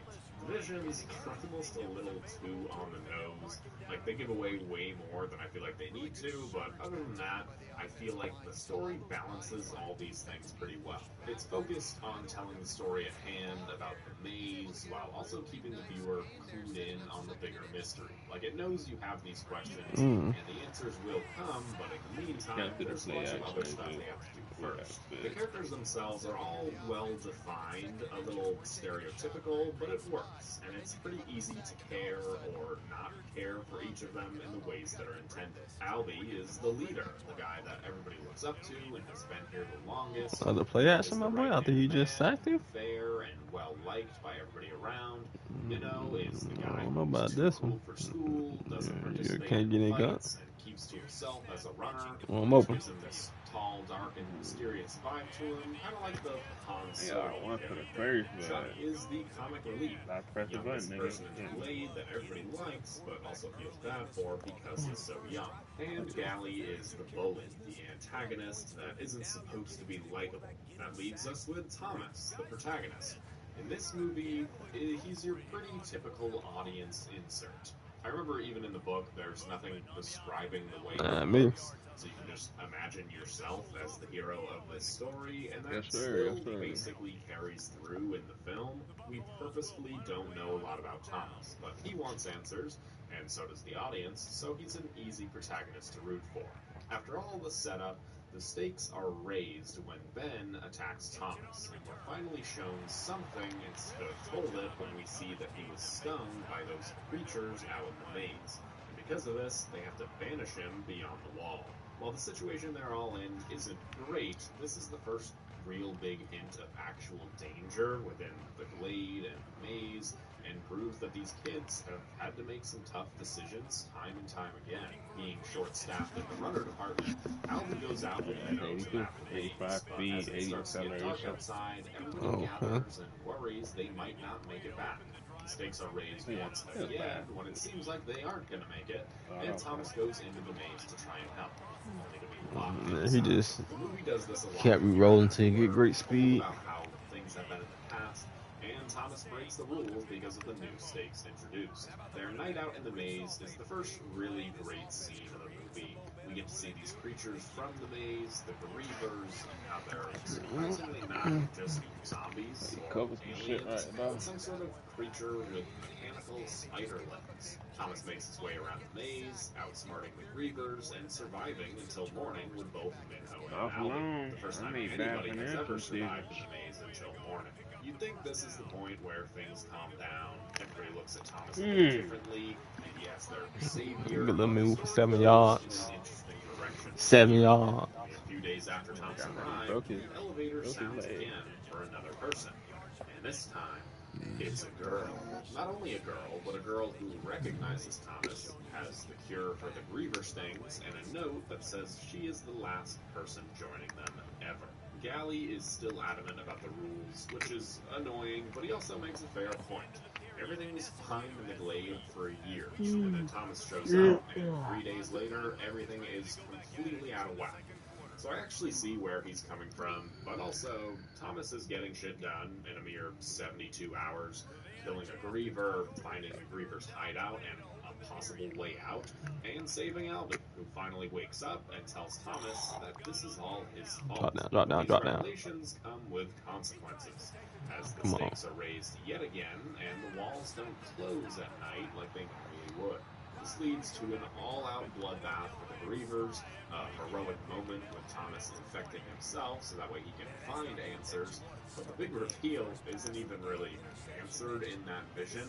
He once again just tells everybody what happened and how he and Teresa worked for Wicked, which is a pretty good twist, but also shows this movie's biggest fault, which is it just tells us everything instead of showing it to us. The surviving Gladers turn on each other, some opting to try and leave with Thomas, while the others try to survive. That nigga with sending Gally. pressure. After a fight with some Grievers, they finally make it out of the maze. And what does this movie do next?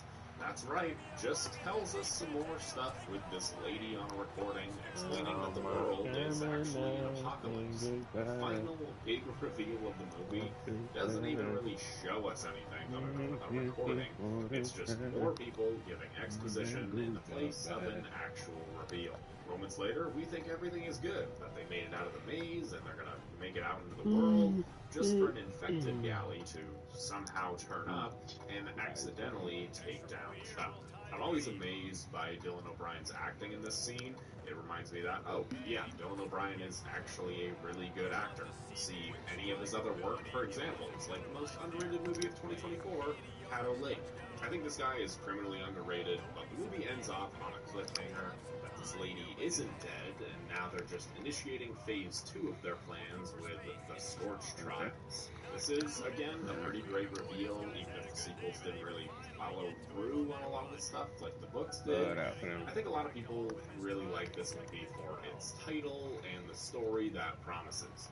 The Maze Runner, a bunch of people running through a maze, and after this, that whole gimmick really goes away. So I think this movie is remembered the most fondly, especially because this is the most teenage dystopian out of all the movies, but in reality, I actually find this movie to be the worst of the trilogy. It's a lot of tell, don't show, and I think trying to maintain its adaptation title really didn't work out in its best interest, if that makes sense. Still, I'll give The Maze Runner a solid, like, 7 out of 10. Yeah, boy. So the obvious thing I have to bring up right away is that The Scorched Trials is a very different movie from The Maze Runner. And The Death Cure is also far different than the two that came before it. All three of these movies feel and look very different in terms of tone, scope, and storyline. And for a lot of people, that's a bit of a deal breaker. When you sign up for this sci-fi mystery involving kids in a maze, and the very next zombies in the desert, you can feel a bit turned off. And that was true for me for a while, especially when these movies were coming out. But as the years have gone on, I actually really like how different each movie is. The beginning of this movie takes place in an underground bunker that they've all been brought to after the maze. Immediately, the colors, the characters, the outfits, everything is different, and yet it still looks really good. And I'm just going to bring this up since so many people compare this to Hunger Games. But Mockingjay Part 1 also takes place primarily in a bunker, and that movie looks dull. Like in a square, Just trying all to get around awful. Yet this movie makes it all work. It still delivers the same vibe. I also can't help but mention how this whole first act is basically just the 100 season 2, but in like 15 minutes. Which means that the pace of this movie is somehow even quicker than the first movie. But again, I think it sets up the stakes, the story, the characters, in a way that makes everything make sense, even if it is a bit too fast. A lot of that is because this movie had a lot to do, but there's absolutely no fat in the scenes in the first act. Thomas and the others meet new allies and villains, learn that they're still being held by Wicked, so they make a break for it, and 8 people escape from the facility and make it to an old run-down mall. Despite hearing about the apocalypse on recording at the end of the last movie, this is really our first glimpse into this post-apocalyptic world that we see firsthand. And that's one of the things I want to bring up about this movie. I think the writers, director, and producers must have all agreed that the first movie was a lot of tell, don't show. So this movie corrects that by actually showing us these things instead of just telling it to the audience. The landscape This nigga here. there's remnants of people in the past. They have to work to get the power on. buddy. And of course, there's Hey, man, you okay? so in a really these 8 people make a Hey, break man. okay. Well, I'll accept it. That wasn't a real one, man. You Wait ain't posted that, a minute. Only 7 people Hey, get out. man. And after That the nigga crazy as hell for that, man. Alright, let's go back and I wasn't looking at the screen, man. I look up, I see the nigga punt. I'm like, it's a punt. What the fuck? How the fuck you get that over? I don't. Well, it turns out that it's I made up. No, that's what I'm saying. Like, it went straight to the punt thing. And I'm like, damn, I went to special teams and this shit. Now it's really interesting. It's the fact you just sat there and did it too, like just ain't pay no attention. I don't think you punted the ball and all. Like you ain't seen nothing of it. I'm like, yeah, the nigga crazy. That's the drunkest shit I was. Alright. Hey, nigga, ready to doubt me. Alright, I'll line that open. You want a touchdown, open? It was. I like that, though. He was pressing that nigga, beat him off the line. That nigga funny, man. And then the fact that we just was talking about it, lining up in the middle and shit. Nah, that nigga funny. I tried to get off, man. Me? Nah, no, like, he was like, what we doing? I'm like, I'm ready, nigga, already. You know what I'm saying? Like, instantly snoring. Like, me and Dinesh, like, what the fuck? Won't you believe that nigga? Come on. They don't even come in here. Come on, man. I don't believe that dumb shit, man. Come on. And then, you know, he did his Irish goodbye. There's moments like this in the third movie too, but these moments are all balanced. I tried to watch earlier. Really delved deep into. On The series YouTube. doesn't go into I the go in. psyche of these First thing I hear teenagers, Terry say, yeah, we didn't ask do this one. psychologically. I just It's click at right the end on. of the day not that type of story, but these things all We took dick. Yeah, we took a little dick right there. think differently about the characters and You know, niggas be saying I be hating that I think shit. it does a but, lot you for know. this world and getting us to care about these characters. took a This little movie dick, also man. kind of follows the same formula of raising God damn. that the first movie did, but there's also an He's element gonna keep this of bitch hope pushing. and again an element of mystery. He's We gonna don't keep know on that exactly bitch. who to trust. Let me see that. About it. Know if we should trust That's this cool. guy. It's 30 seconds left. Same shit too, King. It doesn't seem to be going too well. Niggas quit multiple times, get their ass locked out. Stakes with this series overall. Oh my god, that's not cool. Not if you're running like that. There's a new love triangle between Thomas, Teresa, and Brenda. Now this could be seen as one of the more forced storylines in the movie, but quite honestly, I actually buy into this. When the fuck you gonna put the ball in the sky? Chemistry between Why would he do that? works. Because it's 20 seconds left. Root for one side or the That other. nigga got a big ass game. That nigga think he's not putting that bitch up. Even in the Damn, you make a tackle Thomas sort of buy into instead of talking shit.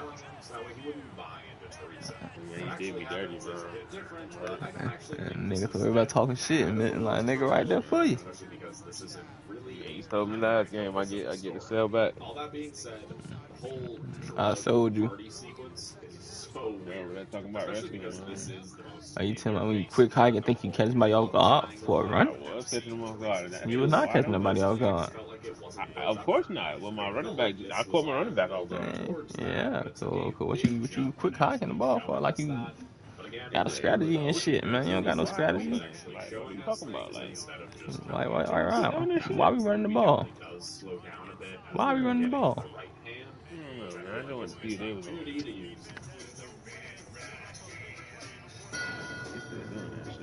But it also makes sense for why Aris was there the whole time and further history with the woman in charge, knowing who Thomas is and what he's done, and also the love triangle. Too late now. Brenda is infected, You folded. and Thomas wants to try and cure her. It ultimately ends up working, and this also shows us how a cure is actually possible in this world, which I'll take here, but I actually like that. I've seen so many zombie stories, especially lately, where the cure to the infection is non-existent or they just don't even talk about it. And I'm glad to actually see a cure in a zombie movie. But then we get to the third act and the betrayal of Teresa. While it's definitely telegraphed during the whole movie, it never fails to actually sting. It's like watching Revenge of the Sith and hoping that the ending will somehow change, and it never does. Teresa's been here the entire time. Hope that she's in line with the survivors, with the audience, but she's not. And it's a gut-wrenching twist every time. Young through that bit. So Wicked comes and destroys a big part of this resistance, takes away characters like Minnow and Aris, and leaves the rest of the group in shambles. This is a very Empire Strikes Back kind of ending. Purposefully so, even taking away the sort of Han Solo character at the end, leading us to our group going after the Empire. I mean, Wicked in the third movie. Good work, right there, good makes work. me rethink how a lot of people think about movies. It doesn't have very good ratings, but I personally really like it. It's like the people who like Batman Well, vs. my job, Superman, man. I made one Pirates quick. of the Caribbean at World's End. It's either you like it or you don't. You get it or you don't. And with the Scorch Trials, I get it, I like it, so I'm going 8 out of 10. Defensive coordinator. The ending of the last movie being very Empire Strikes Back-esque, the opening of this movie is very Return of the Jedi-esque, getting their friends back in a big opening action sequence, and this sequence is actually really great. You ain't seen him back him off, nigga? This was an actual set, and there was minimal CGI involved, and it makes for a thrilling opening scene, but perhaps it was a bit too realistic. What I mean by that is that this movie came out in 2018, which was a little bit after the whole teenage dystopian era, but it's because during the filming of this movie, Dylan O'Brien sustained a major injury that forced production to be shut down for months. Thankfully, he ended up okay, but maybe because this was after the main teenage dystopian craze, that we I'm about to didn't say, get come on, this Jeffrey shit booty, Dean man. This Frost shit on super beatable. we saw all these movies do this, starting with Harry Potter, then Twilight, then Hunger Games, and then Divergent, but they never even got around to making part 2, and this could have easily happened with The Maze Runner as well. No, so, me. you know, maybe that's the silver lining to the whole thing. No, Also, not Mission I know you fucking lying. is a success, nobody gets hurt. Alright, y'all, boy. Come on, you doing the same thing. Do not play action. The mission wasn't all that successful. Do not play action. since they didn't get Do another route. which You is been going another route, so you don't. But afterwards, the whole Or block. revolves around getting Minnow back because Shit he's the like that. character that we know, and of course we want it back. But what about all the other kids too? Nobody even mentions anything about the other. You don't gotta kids. play emotion. I don't see you do no play emotion for real, for real. Frypan's whole motivation is just to get You could do Minnow. motion And I feel like even a simple mention about all the type kids plays would to go fuck a up long his ways. man And we see alignment. what Wicked is doing with the kids, making them Like a face motion memories, wheel or fears, something. and getting the cure out of them that way. But wait a minute. It's Isn't 5 it seconds. just Monsters Inc? Is The Maze Runner secretly just a Monsters Inc. prequel? And speaking of comparison, with the zombies being right out of The Last of Us, this movie is about a post-apocalyptic cross-country journey to retrieve something, sure, but it's also a bit about revenge. Which also makes this story very similar to The Last of Us Alright, Part paper 2. cat, man. As for the dialogue in this movie, it's a bit on the nose. themes and plot elements are often just stated out loud. It's nothing groundbreaking, but again, it does the necessary things it needs to for a story. And for a young adult, Who did this again? post-apocalyptic story, that's about as much as you can ask for. Like when Newt And you said you using this because they gave it to you. time trying to get out of a maze and No, I bought this one. break into a maze like the city. You Yes, bought that UConn. makes the story thematically come full circle, but it didn't need to be said out loud. I already mentioned how I There's a lot of different pro styles, love huh? how different each of the three movies look, but this one is probably I'm saying, where you heard about pro style from? color palettes of I know I did it for the Maze Oh, Runner yeah, trilogy yeah, Sprint, yeah. different out of any trilogy out there. Like, there's different scenes I could put up on screen. You and could if probably you find a didn't know better this pro was style. Maze Runner, it would look like three completely different, unrelated movies. So our crew makes it into the outskirts of the city, where there's another rebellion forming, led by Walton Goggins, in his first role without a nose, but not his last. Because all these people want to be allowed into the safety of the last city on Earth, Okay, but that the ain't government that isn't nigga going gonna to come let that clean with shit or happen, no not. sir. So it's easier to just, open fire on them. Then we get the return of Callie. Same And this thing. is, once again, You backed another off pretty Jeremiah. great twist in the story. He's a much different character this time around. Yeah, you gotta He's hit me. starting to realize his I own can't see the mistakes fucking and icon. becomes a main part of the crew by the end of the movie. Newt being bit adds another layer of stakes to the plot because not only do they need to rescue somebody, but they also need the cure as well. Meaning that in some twisted way, He they kinda actually is that need one. Wicked to continue Nah, he whatever just they're backing doing him in up. order to get a cure. It's a strange double-edged You got nigga sword. looking like he a Also genius, works man. because you can see Like, what this some Wicked is very trying to simple do. shit. It's the needs of the few Nigga run versus the that needs goal of the line many. It's a blitz. very This shit is tricky crazy. situation any way you look at it. However, That's my why first can't they just use Thomas's real blood to offensive cure game. Newt? I understand there's a bit of a time crunch and they And don't like, this nigga booty 100% butt know that cheeks. Thomas's blood is the cure at this point. Real But come on offensive now, game. if it worked for Brenda, why not just try the same thing with Newt? Pretty That popular. part always confused me. Lord. But Gally gets them into the city, they capture Teresa and force her to help them get into the Wicked compound. And the whole infiltration scene is planned and executed pretty well, other than the fact that it seems like Thomas gives himself up by looking This play at gonna be it too long. the way he does. The action You in this don't need movie Jeremiah to is get open. particularly well done. It's shot well. It's Oh Lord, he got satisfying. open. It's not all just shaky Thank cam God. that gives you a headache. Out of all three movies, this one in particular is probably the best action film. They reunite with Minnow in a heartwarming moment and then jump out of the building into the water below, which is a very dangerous plan. I figured this water would be like a foot deep.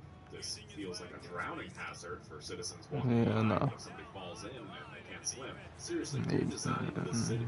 Maybe that's not the point, but the stakes don't stop there because there's the whole bus pickup scene with the crane. And this makes for a really entertaining scene, sure, but it is maybe the most outrageously unrealistic thing in these Man, movies. I'll be And doing I this shit. just talked about the koi Yeah, pond boy. that they just jumped into. Woo. That's apparently like 20 feet deep. But it seems like I ain't got a nigga left, cause we ain't had no answers. they got the kids out, they got the We serum, had a lot of and it answers. just turns into how are they Yeah, gonna boy. get out. And this is where things take a turn for the worse. Getting it The done. I don't know what you're Resistance talking breaks about. into the city to take down Wicked, but in reality, it just ends up destroying the Yeah, man. last city on Earth, turning what was this safe haven into a war zone. To make matters even worse, Teresa finds out that Thomas's blood is the cure. And had a lot of things been different, all of this could have been prevented. There's no one side that's in the right here. Everyone is in the wrong. Wicked shouldn't have been kidnapping and testing children, nor keeping all the resources of the city to themselves, but the Resistance should have realized that a lot of people were going to die in that city. Probably weren't part of Wicked and didn't deserve to have the city collapse. But above all else, had Wicked just vetted That video right there. I didn't ask that. everybody's blood tested when they Is it signed me? up to work, Waiting on game results, man. the cure a long time We ago. ain't no game This result. whole third act actually reminds me of Game of Thrones Season 8, but in a good way. Sure, the bad guys are being defeated, but at what I need all my coins, feel me? tragic finale highlighted by Newt's I'll go death. back here, coach. Now. Overly cover these themes. There's a few scenes and lines. Why you say it like that? I think seeing more of those like Chad everyday been people get playing hurt about my offense all day, man. highlighted it even more. No, I should be the one complaining about your goddamn offense. Nah, I just You be a lost little one game, get questionable over at it. times, man. You know, and it's like, We played one game, right? you No, know, we didn't. We played 2 games, Freddie. I made the first nigga quit. just be a little questionable. You know. We got a first niggas out there fast. And he was like, "You going after this?" I'm like, "Nah, I can play another one." Oh yeah, you should have left. You should have left. Crazy, man. Yeah, I'm man. still working You know, on me it, and man. Freddie played the game too, man. You know, I whooping ass. Niggas Damn. don't fuck with Freddie though. I don't need to be questioning on certain events. You know, like Oh yeah, I be questioning throwing shit on too. first down, don't get nothing. Throwing on second down, and get sacked. Now it's 3rd and 20. Now you do a run play. And that's the first down. That's kind of crazy. And that's a touchdown. Like, No, that's to the crib. all we got to do is run a cloud route, and he running head up with a nigga like he Tim Tebow, fumbling the ball. I did not run head up with the nigga. I juked into the nigga, and he made me fumble. No, that's your running back. I'm talking about when you had your quarterback. Oh. That was another fumble. That wasn't head up. He hit me from the side. Ted, we get the ball back. We up 3. All we gotta do is chill. Pick 6. No, we up 7. Pick 6. Tie ball game. We in field goal range. All we gotta do is chill. Pick 6. I listened to him. That's how I threw that pick. Yeah, him with some play action. Listen to me. I said he bringing the safeties down into the box with play action. He said, "Hey, throw it to You back, bro? Come on, man. I pressed the wrong button. I'm having all-star defense. Hey, what you doing? Why you want to hit the coach? It's alright, man. It's alright, bro. Come on. Well, he been doing alright. I don't know about trios, man. Other than defense coverage. You know, I run the ball. Y'all gonna be fighting over who get to be on the running back and shit. Nah, you know I love getting a nigga throat. No. So y'all want me to do it? I mean, I'm in my natty anyway. Yeah, you right, man. Yeah, you in natty? Yeah, man, go ahead, man. Not my natty. My Yeah, close enough. Playoff run type shit. Who you want to be your defense? Good question. He got to answer that. You reminded me, man. I ain't the one that, you know what I'm saying. No, I'll give a nigga this. You know what? You're right. I'll give a nigga Flip a coin, you know. I don't even think it's that nigga said no matter. I don't even think it's a question, bro. I give a nigga. Y'all both do good. What you mean? You got slow niggas. You ain't upgrade your niggas right. You know, I can't complain. You know what I'm saying? Nigga decide for real. Come on, man. Yeah, you gotta hire Rob. But I don't mean nothing. They slow.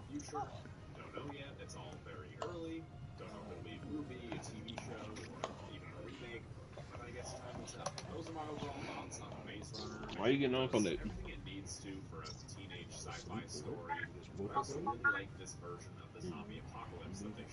The series highlights the action and the set pieces more than anything.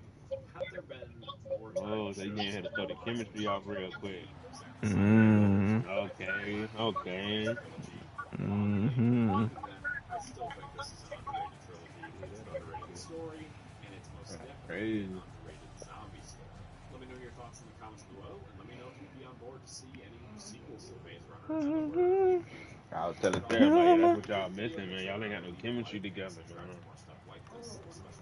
Yeah, boy.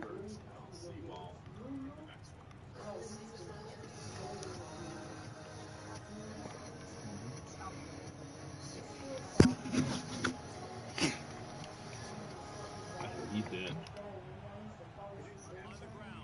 Damn, why? You bounced it out. I thought I had him. You being Freddy on the inside. I thought I had him, man. He bounced out. Damn. Play your zone.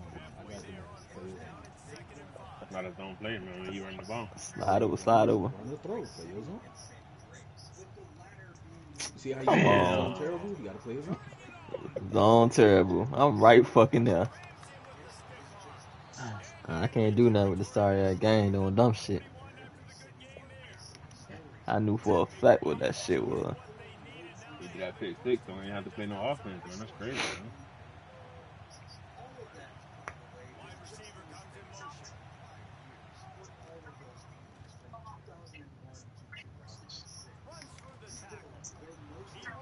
Yeah, with that play. That's that RPO. Yeah, you saw it though, right? So you should be able to pick that shit next time it comes That's in. that RPO that I used last game when you asked me what this was. I was like, is it running play? Just get on there, running back. Tight shit. If you see him coming around again, you gotta fly down and grab that shit. I can do the Watch the outside. tight end right there. Watch the tight end right there. That's coming on the right, Kev. Gotcha. It might be another RPO.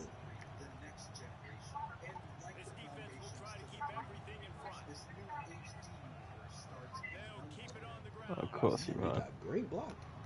Shit. Man. Oh my God. Oh, jeez. Hit stick a nigga for nothing. What ability that was? Know who that is? We got off him. We tried to tackle that nigga. Oh, I ain't even see. You know who his running back is.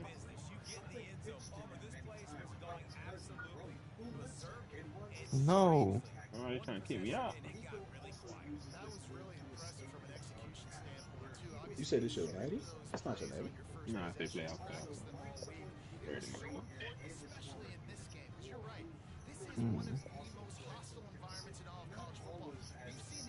Hit that nigga. Nothing happened.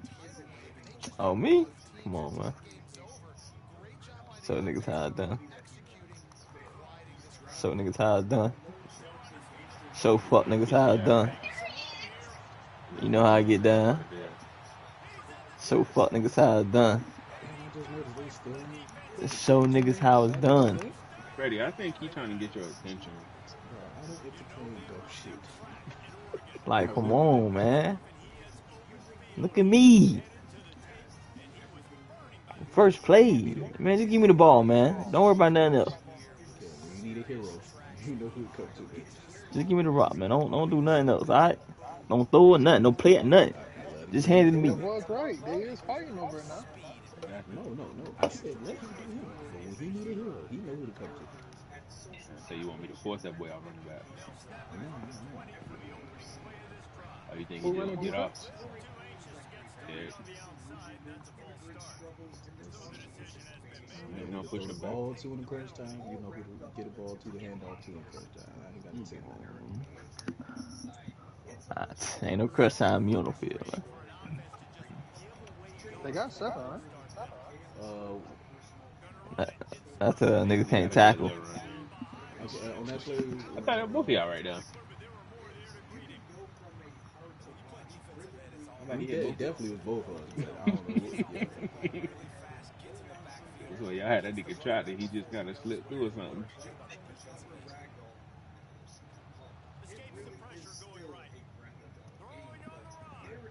I thought you was running to him, Kev. Wow. I tried to, but I ain't get there. So where you ran at? I went with the running back who went towards the middle. And I thought you were going to pick up the tight end going towards the side. We ain't gonna talk about him just mossing the shit out this nigga. I tried to keep on for that shit so that wouldn't happen. And I think he still went for it like that. Damn, what the nigga had over there?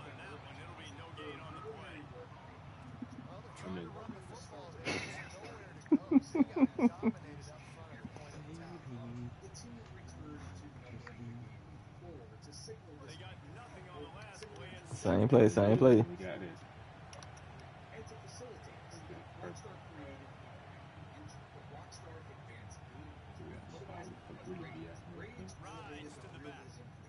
Oh my! I got it, man. Don't worry about it.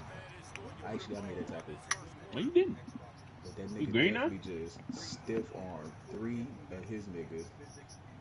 Well, he stiff armed him and pushed him into the other 2 niggas. Oh yeah, that's me, number 40. Get your goofy ass on. Nigga, you didn't make that tackle though. What?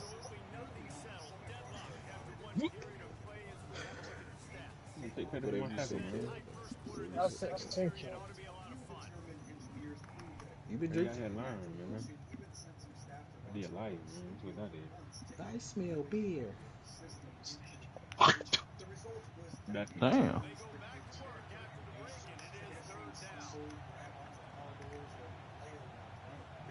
Lord give me is the work. That's all I got to say. No, what you trying to say? I'm trying to say, real natural. Good shit. Real natural fuck up breakup. I wouldn't gotta do too much. He's only right. Got to. I absolutely have to. Fuck up as in mean like this nigga just trash, or fuck up as in sometimes niggas fuck up like you. Everybody ain't perfect. No, you'll fuck up and like shut the fuck up. No. Like what you try to do there, but he shut you down. Yeah, give me that rock, man. Come on. I don't like to play, but you know I make somebody that. You got real blockers? If you got a nigga who gonna really block? Man, Boy, that block ain't do nothing for me. boom, if you would have made a motherfucking play, I popped the last line of defense. Laid his ass out.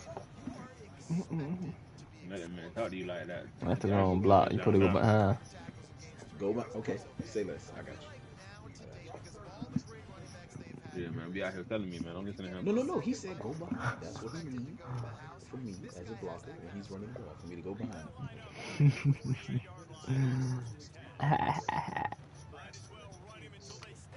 Damn! I thought nigga was fast. That shit. Ain't burn them all, man. Dang, man.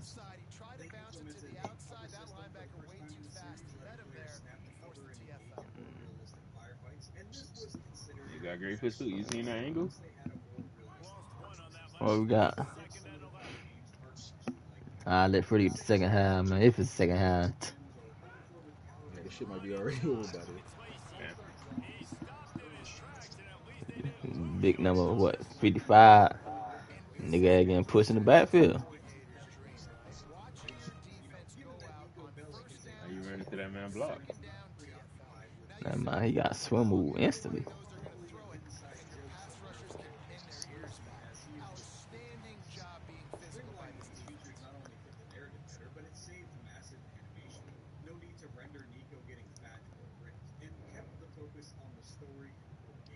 Another big feature that showed the times changing was the in-game cell phone. The team introduced the cell phone for Nico that served both narrative and friends could call to hang out, missions could be triggered by text, and players could even dial numbers for side activities. When you shut down. Just sell that nigga, man. So who got the best quarterback out of y'all three?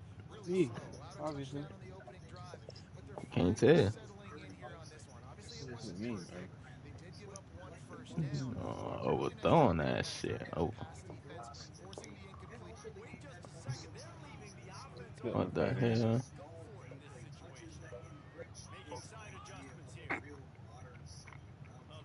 Oh my god. That wasn't me. Nah, that was me. I'm trying to switch to his bone and give him his corner out. Very cool, man. T was on certain nigga. Pay attention to your man, person. top circle. You ain't gotta correction that shit. If I can hurt you on that play, so what?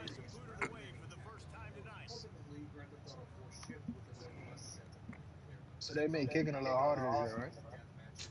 Yeah. Oh, I'm going like Shit just be buggy. I'm you right? I say no, I just be buggy sometimes. Good kick, good kick. Alright. Dave scored and then got stopped. T gave up a touchdown and got a stop. Y'all even right now. Back to 0. I would have scored again if you didn't do what you did. Right. 30-30. Yeah. Hell yeah. Come on, man. That's what I do best. Literally my thing.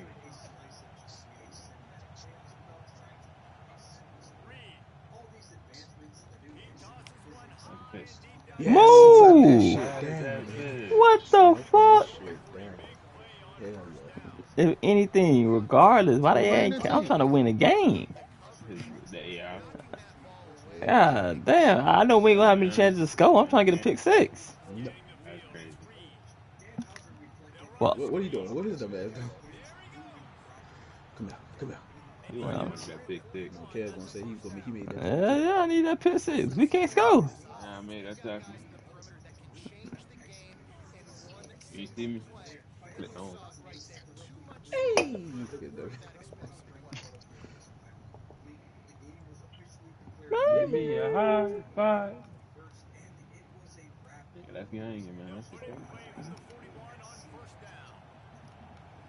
If GTA 4 had a main character development, it was Liberty City itself. From the outset, Rockstar wanted to create a world city that felt like a living, breathing place, on par with the real New York City that inspired it. This meant damn, I'm bringing getting my ass blocked. What? from scratch, not just Good, we good. Gotta take that clock from us. I think they just let them bitch If run. we get them third and long, I think call it time out for one team and we'll get that ball back. If we can get it third and long, right here. Hopefully they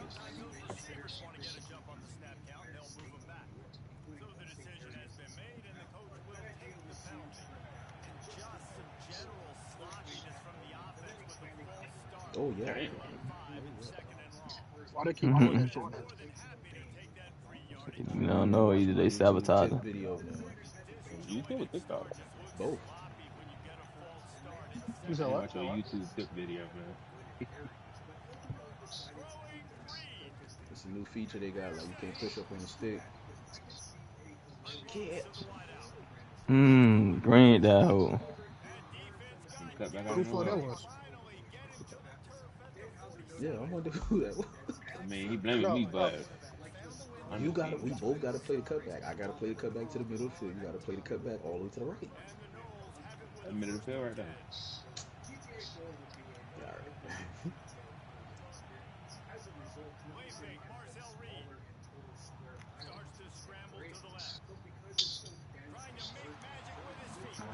How you do contain again? R1, L1. Yeah. Oh, that's what this nigga about to start doing since he can't generate shit. And they still got all 3 timeouts. It's fucking crazy.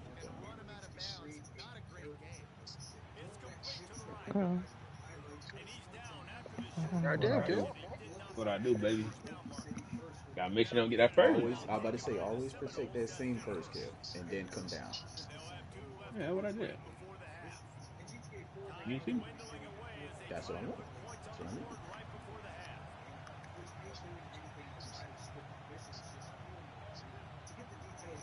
Oh yeah, throw this out route pick.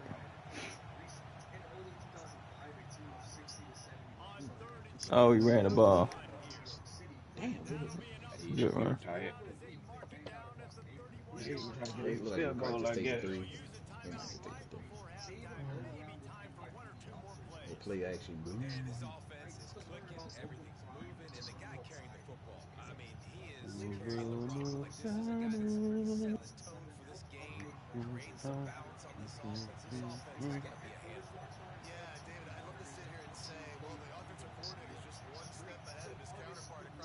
Damn!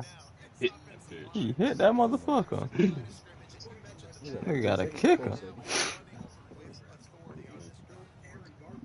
I got my first one.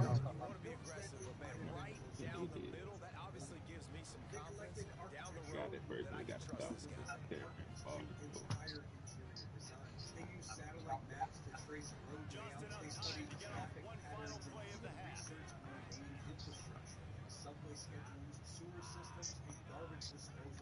Looking to throw on first down. Oh, he's ready to take a shot.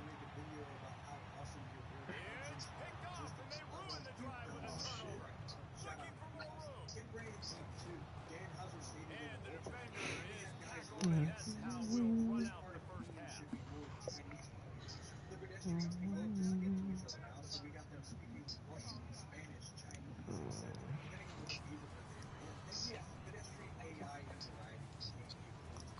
Rockstar populated the sidewalks of Liberty City with a huge selection of NPCs. There are office workers, hustlers, Saying though, Kev, since you ain't have no more timeouts, why you just take the delay a game and then just kick the field goal while you committed to the punch shit? I didn't pay attention to the fact that it wasn't fun. Oh, go ahead.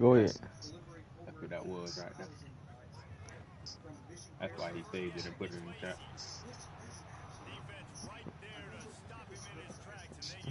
Yeah, what? He said, "Why I ain't call a timeout?" No, I said I know you didn't have no timeouts when you took to delay a game and then switch to a field goal, but you just committed to the field goal. I mean, committed to the punt.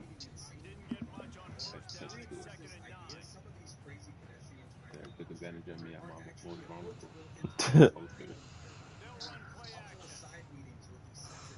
Oh, that's Who the fuck? My That's God. pass interference. Let me see. Fucking- Let me see that pass. Pass interference like a motherfucker. Let me see. I don't know about that one. Nigga, he stopped the whole route. Like, no, he's went and stood directly in front of me and stopped me. Yeah, you wearing it now? Oh, wasn't that still double coverage? Yeah. Hey, nigga, it's pass interference, pass interference. But it's still. Man, he was gonna have them beat. Is what I'm telling you, man. God damn. That nigga 10 it up. I don't know what running back this was, bro, but break it topic, bro. You know what I'm saying? Or like getting shifty like that. Stick with it.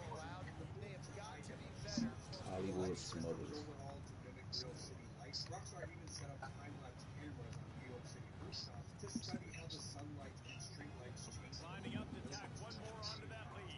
More defense. You can't allow that. Not Hey, that man. quick. Hey, short field. What you want me to do? We just got off the Not that field. quick. We just got off the field, man. Hey, look, technically, look, we coming out of halftime. So, look, it's been a minute since we've been on the field. Shit. Hey, come on, Cal. This your playoffs now. Come on now. Yeah, 87. You still got 87? Yo, you still got this fucking receiver out here running around on defense. Who that? Terry, he know what I'm talking about. It's Hayes nigga. Oh, Lester Hayes. He decent. I like that. Lester Hayes, old school cornerback. So? I upgraded him though. He had 83 speed, 84 speed. One possession next time, kid. Come on. One play at a time.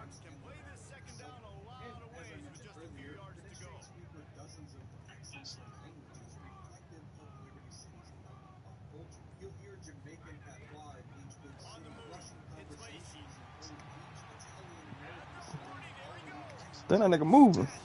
God damn it. I'm gonna block that one. Not the loud one, but whoever knocked over that nigga the first time.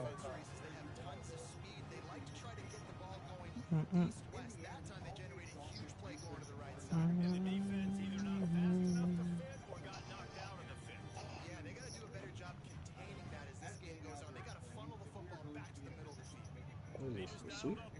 Yeah. He's taking it.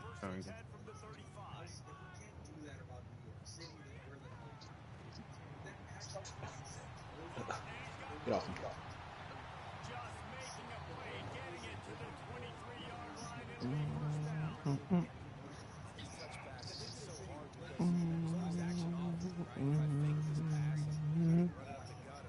What the fuck?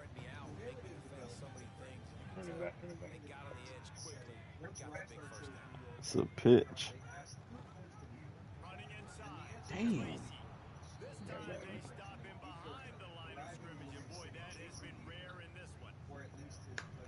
Remember, we gotta score twice.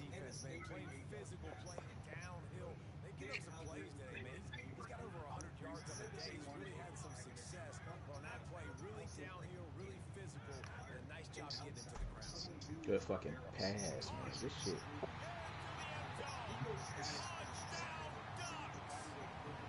I told you what passed to me? Or you was already pressing that? Mm-hmm. What you mean, Brennan? Y'all seen it say law. Oh no, that's the pass that I took. He just telling you the type of pass. I don't get touch really. There ain't no pressure. Might stop right here. So at least holding the 3. Oh, no, stop right here. Yeah, boy, lock in. No, I can't do that. Can't do that. Nah, you can do that. I believe in you. You almost had it that one time, remember? You right. I'm winning you to get one, though. He ain't throwing to my side for real. He finna run this bitch for the rest of the game, bro. He mostly abusing Freddie's side.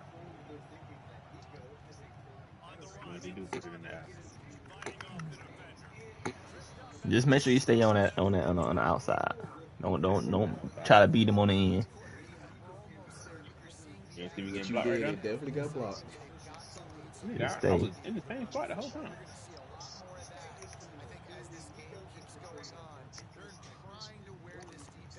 Damn.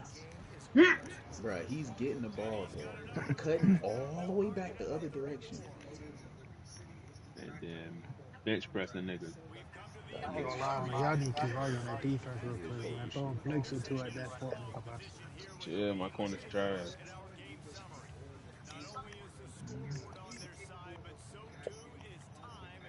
This nigga's shifty. Well, they ain't trash. They slow. They ain't trash.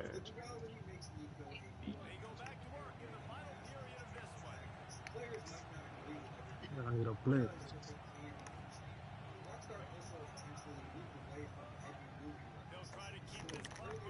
Oh my God! I tried to rip You missing tackles. I got blocked by the fullback. I think I'm about 80% from the tackle field.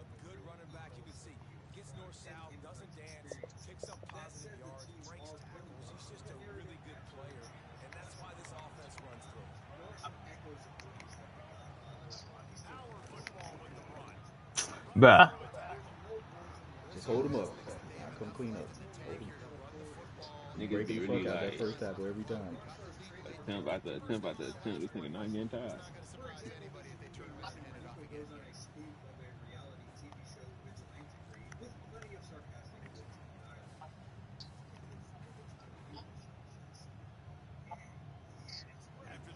And they chewing that clock, see? Mm-hmm. Oh, who manned up?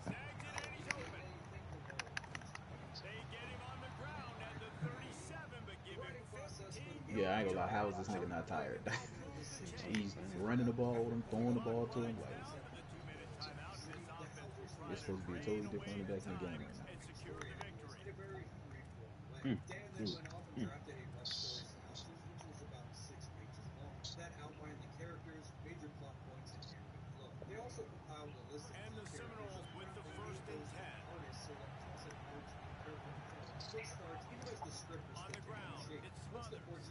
Bruh. This nigga block is amazing. And I'm giving different fucking looks.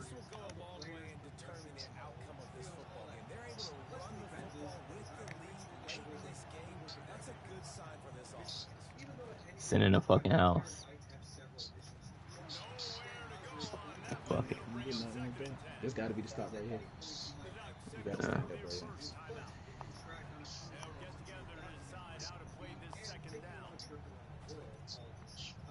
Boys always give us some shit, man. In the playoffs, man. I don't appreciate it.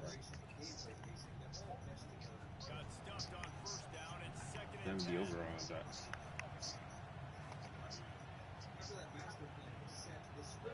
I got you running back, Freddie.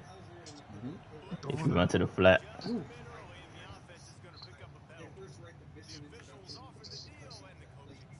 Kev, still blitz, but you do it from your side. You was on the left side with T.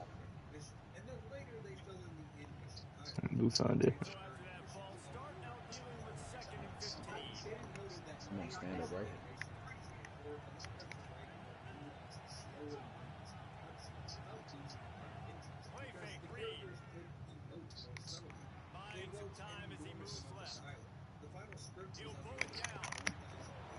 Bro, get it! Stop the clock, though. We have to go no time.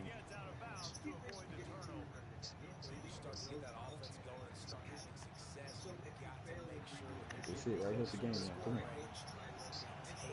Watch that outright, Fred. In the tight end.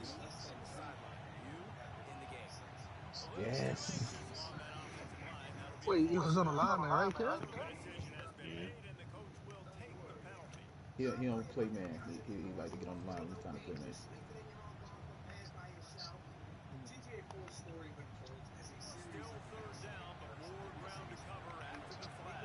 Like a pass commit. So that pass was good there. He ran the ball on 30. And he's beating, like, come on. Getting to the fucking edge every time. Nigga ran the ball on 30. 12.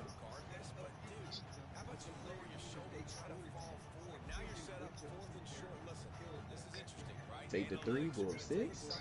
Nah, he going They for not it. run that bitch. You think they got that? So they're gonna try. There's no way they're not running.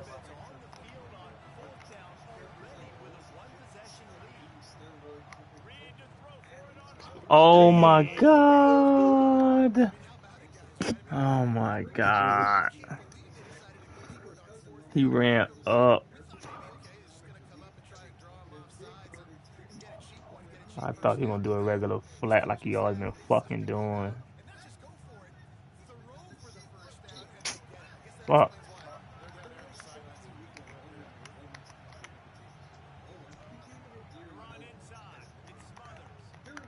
Bro, this nigga's a monster. Yeah. This nigga's a monster. That's just that stuff on him. That shit about. Alright, nigga making everything go through him. They can throw the ball, throw it right in there. He can't even do an onside kick. Yeah. Let's go. Over. That's crazy.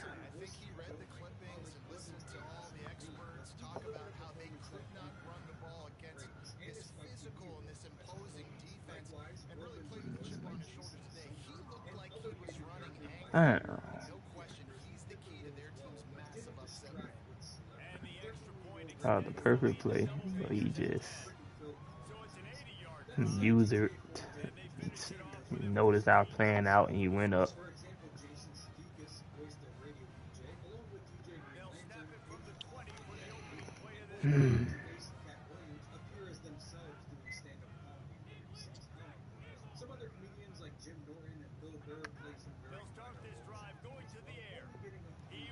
Oh, now you loud the shit.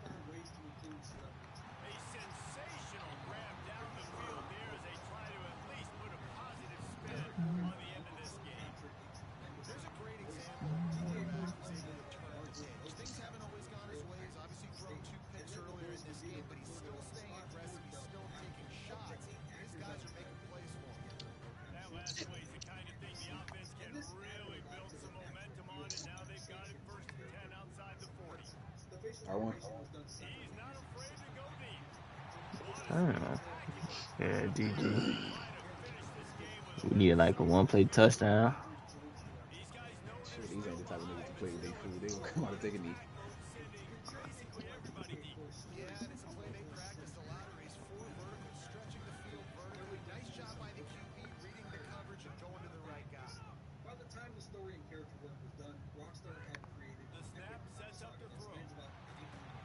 Ooh, that would have been a dot. I think it would have been a dot. Yeah. I'm trying to make sure. I was trying to make sure he ain't covering him. That's what I said. Hit his ass. Knocked out, hit his ass too late.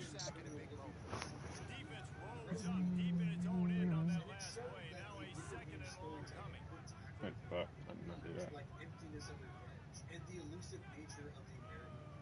As Dave Hauser reflected the quality of writing after it lies alongside the quality of I think I would have had him too.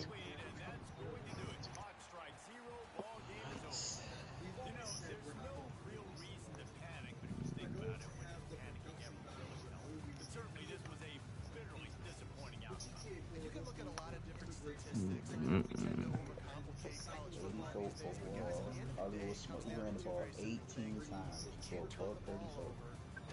6 broken tackles, 3 touchdowns.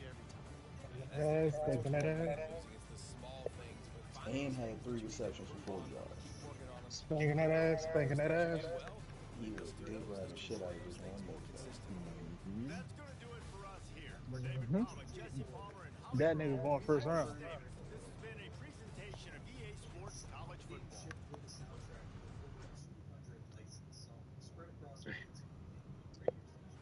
Alright, come on. I had to play one more. Get out of here. The goal, according to Rockstar Music supervisor Alex Pavlovich, was to capture the sound of New York City in 2008. They wanted to pick songs that not only represented New York in 2008, but also wouldn't feel dated when playing the game.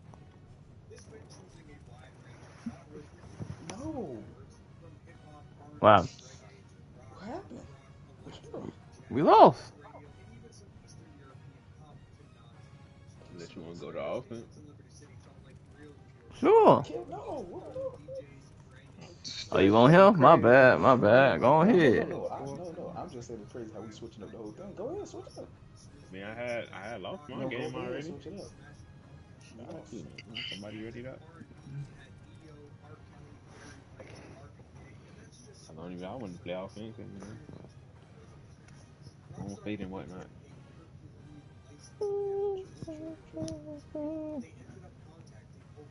Almost had them boys too. Boys that I almost have their ass.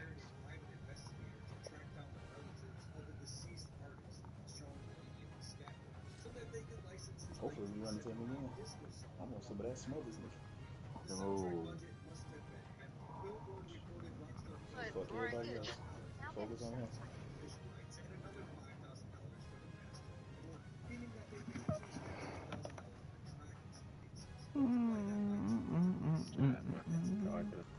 Where's my charger?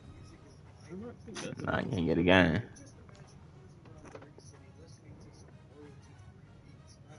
Ooh, man, you get them shit instantly. Did you click that bitch over there? You need a lot of duels, I guess. Maybe they just ain't got a third frame.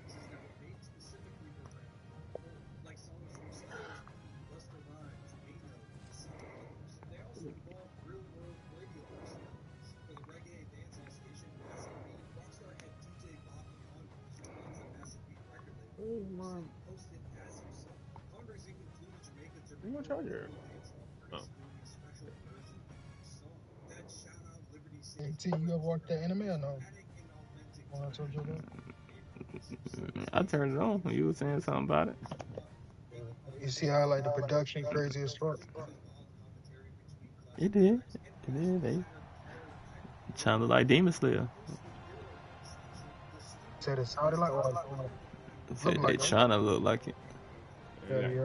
You get the bombs when I ain't in offense, man. That's crazy.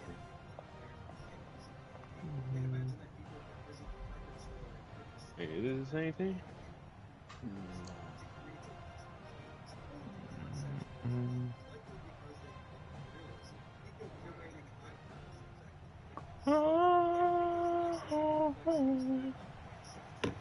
Where I'm at.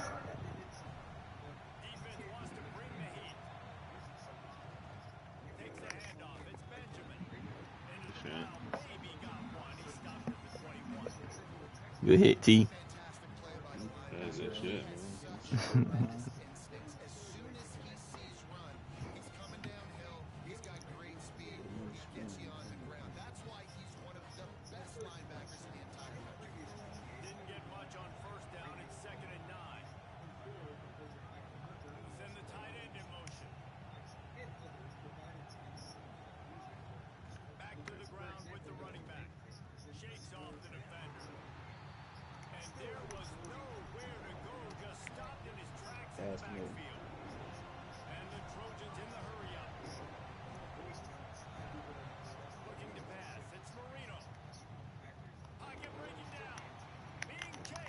Oh my God. Everybody stiff arming, boy. Stiff arm by Dan Marino. 85 speed. Dan Marino? That's the upgradable one, so yeah. Rolled until he got that shit. Dan Marino. Wonder why that nigga moved so bad.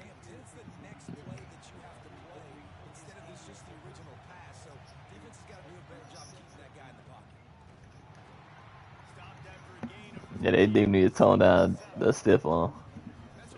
We got Dan Marino putting niggas in the dirt. Come on, man. Going down Marino, bro. Video game. He's a Dolphin. That's why. Crazy ass nigga. What you wanted to hear? I think you wanted that thing, man. Nah, bro, don't get mad at me because That shit sweet. Yeah, bro. I said I had a nigga underneath. Delicious. I'm hoping that he got the Emmy time, but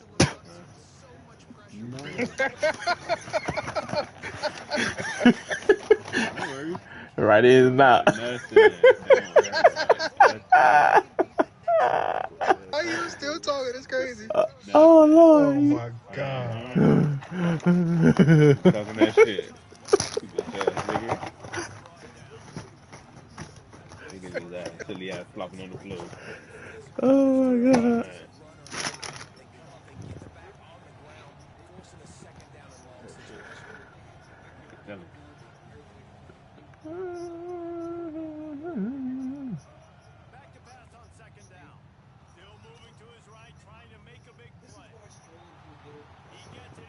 Could have contained because niggas got 85 speed Dan Marino. I might need the 85 speed, 85 throw power. Well, he ain't even at 85. That's crazy. Nigga 83. Told you on a greater cost. Where's that?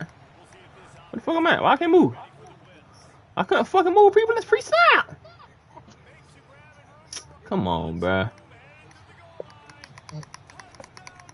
Just tweet over there. It gotta be. I don't know what Freddie got going on, man. No. Niggas can't move pre-snap. Niggas stuck in position. Nigga locked himself in place and just forgot that he did it. I see what's going on. I knew that was coming. Freddie ain't gonna respond to him? He's gonna believe that shit. And good stop, Freddie. Yeah, eat that shit up. Boy. Good fucking stop, boy. I ain't get that when I. Huh? Got a good tackle. You know me, man. You know how I get this shit going. Y'all hear something? You know how I get this shit going, baby. Nigga ain't gonna spit in my mouth and try to talk to me, man. I seen that pine around this motherfucker. Throw that rock. Hey, run that rock good, nigga.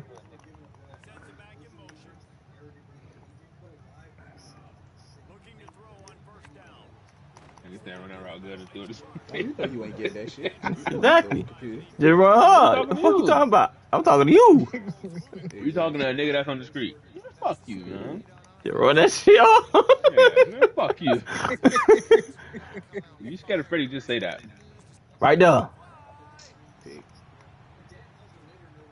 Ooh, shit. Nah, you got it. Come on, man. That's my fault. Yeah, okay. This is why I gotta turn the shit back on, dog. You could have caught that. It would have been red.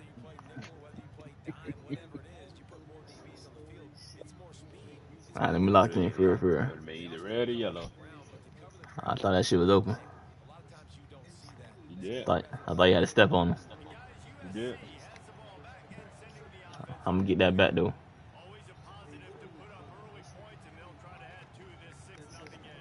Oh, how the fuck?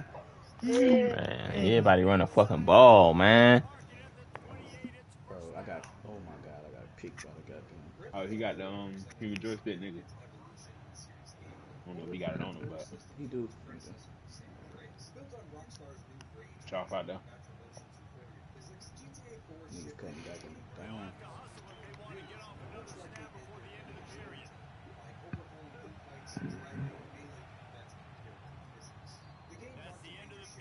Who I ball for? They did. Alright, we good. We in good position.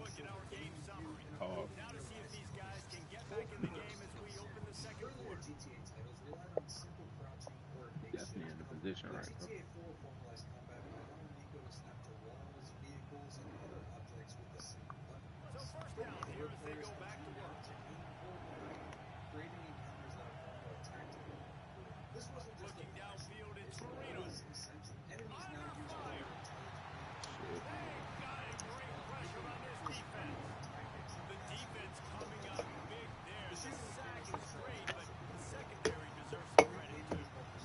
Get on the linebacker, Kev. Don't get on the purple. Get on the linebacker.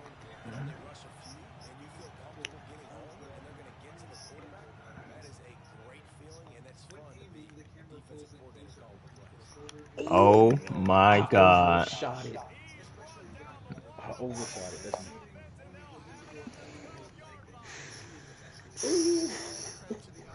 I knew it wasn't meant to be.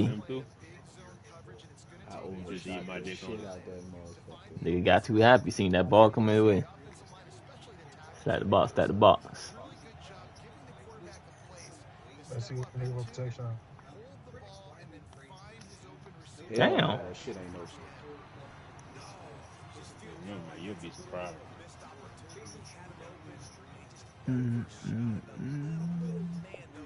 Shit on this game. Oh, I got trips over here. I got you. Stack the box, stack the box.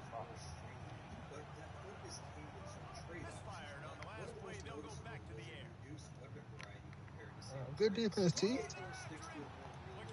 He looking right at that nigga. Got your nose. Kev, you didn't have to come down. I had a quarterback spy that I sent that. You got beat, right? No, he left his own and ran down to go make. No, you No, talking I'm about saying that that QB spot. They got beat. I mean, that wasn't my zone. Yeah, what? Okay, nigga. Nigga, that's deep third. The nigga right there next to him looking at him. He just didn't guard him. Lock in. I thought y'all play sides though, like anything middle of the field, no matter if it ain't your zone, that's you. Left and right the same way, right? I mean, somewhat. Deep down the field, you're not really. The nigga was almost in red zone.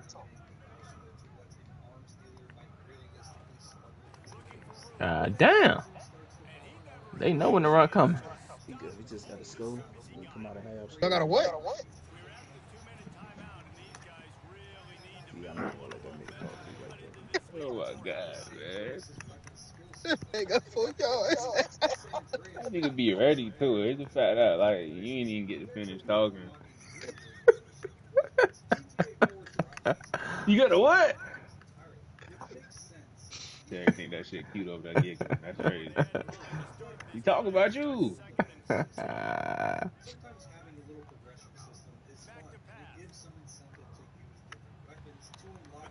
Turn it up, boy. Turn it up.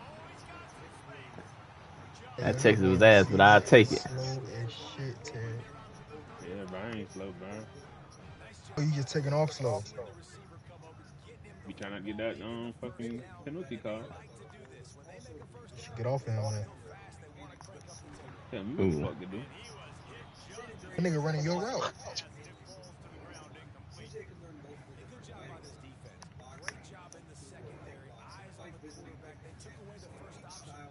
Good boy.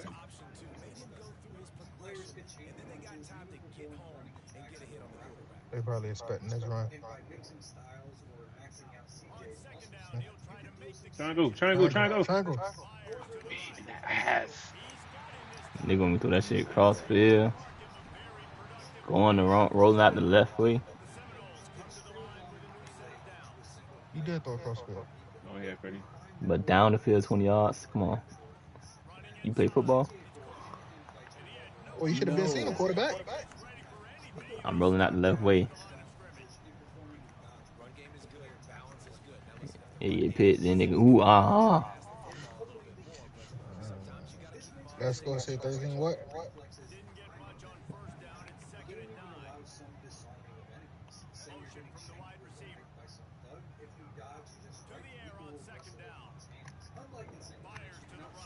Damn. I ran into the nigga.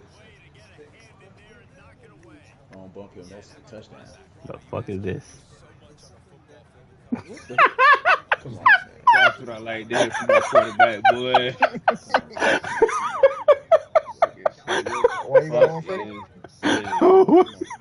Think about it, man. To jump on time. What the fuck going on? Oh my God! Oh my God! Oh my God!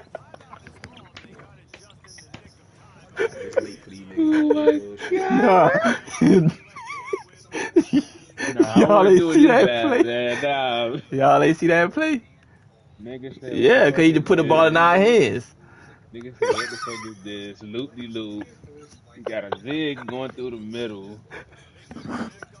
Got a motion underneath. You act like I be able to play. Damn.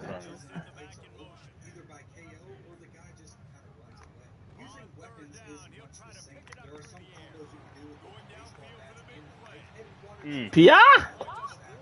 I overthrown. Oh my god. That was funny. That was funny. I didn't even lock in. Come on, y'all both scrapping. Everybody mute up. Everybody mute up. You going for this? No, right? Why not? Middle field.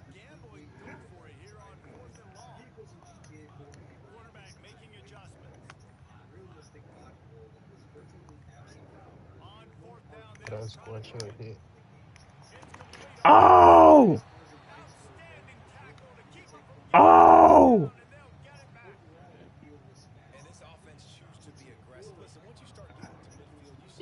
That ain't first. How you play this shit? That ain't first is crazy. How that's not first? The spin move would have been amazing. Man, how that ain't first? Thank you, I was trying to get. Nigga fell down? Good tackle, man. No, he tackled him. No, he went down. He tackled him. How you gonna tell me what I did? Down. He went down, gang. He was standing on that hill and I'm dying on it. He tackled him. Cause I tried to hit stick his ass.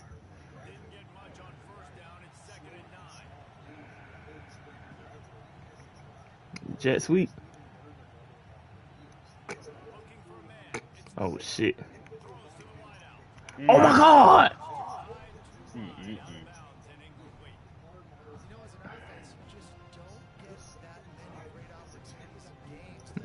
I gotta turn this shit on, man.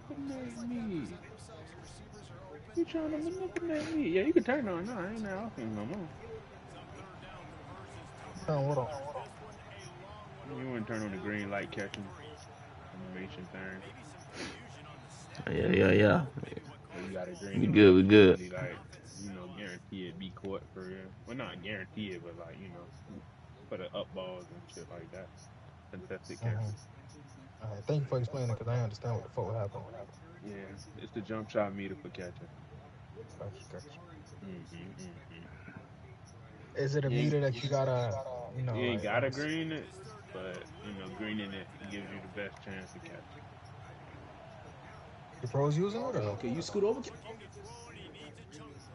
Please. Yeah, the pros use it. Into this nigga, lock in. I think I did my job right there.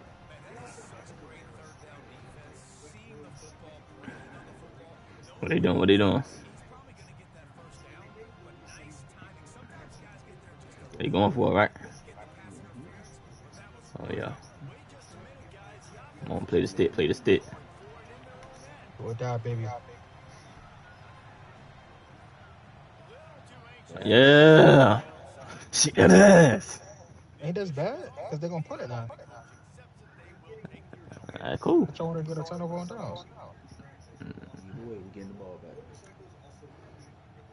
You ain't got no time left. There's always time left. Turnover on downs. Oh shit. Go get that nigga. We ain't giving him enough time to throw this shit through. I knew you had me and you. Go get that nigga, T. He caught that bitch. Green that hoe. Oh god. Roof. Yo, this game is terrible. You think that's a good addition? Roof. Oh, on that nigga ass. Second away from that thing. I ain't gonna lie, Terry would have had it, but he froze. Yeah, I froze. He let it play. Nigga, that's with anybody. Oh shit. Offense or defense.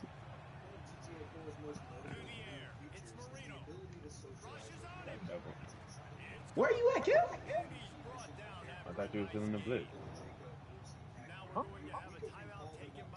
Oh, look, that shit was in the blitz. Oh, did say you What time played zone is this? along 57. I gotta when his roll. man. I don't think you ain't trying to blame me, man. I'm not trying to blame you. I said I gotta go to work. It's 57. Crazy, man. You ain't have to announce that. You better quit.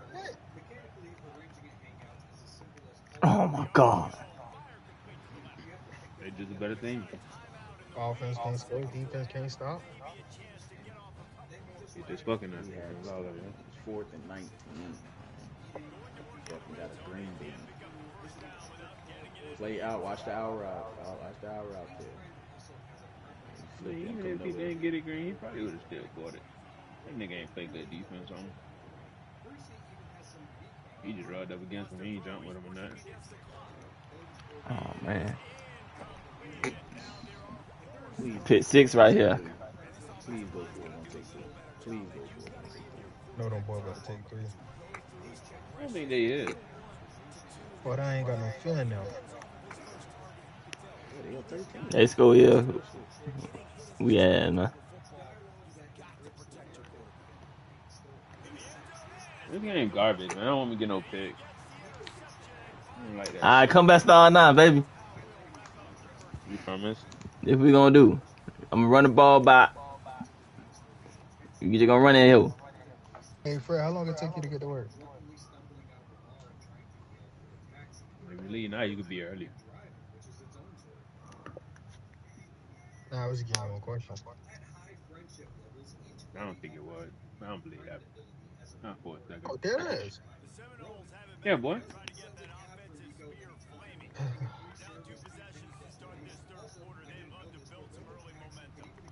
Yo, hold the blocks. They won the first place. Yes, he was blocking that nigga. He let him go. The second nigga, not the first nigga.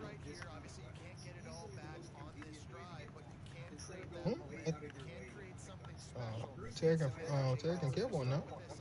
No, I'm talking about the computer. I they ain't blocking shit. Kev, your lead block. Oh, Lord. You want to move that fair? He ain't blocked the ball. I got to step up a little bit. I thought he was going to like run behind me. We need to be a cheese. I'm the cheesiest, coach.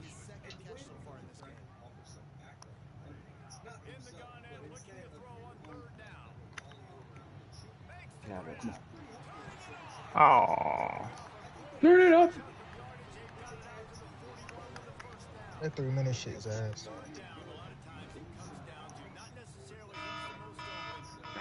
We got it. Lauren. I'm not his ass on. I'll be putting niggas on. Niggas ain't blocking shit.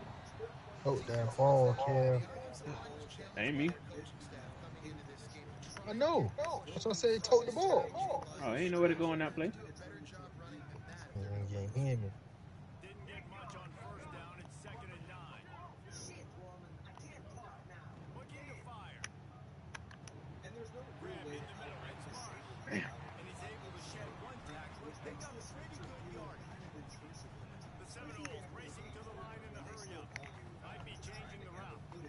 I can't wait for the football season to start. What the shit got me going? Oh, that's not me. That's fucking Freddie. Man, fuck this game, man. Man, I have faith in you, man. You're putting together a good little drive. Yeah, anyways. Trying to get down the field, man. Fuck this game, man.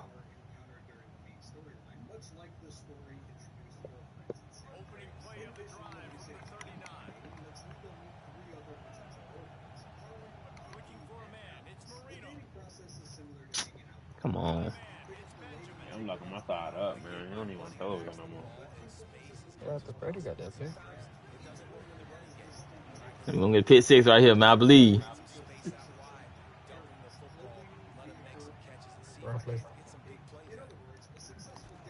Oh, he was throwing that shit to me. No, he wasn't. He thought.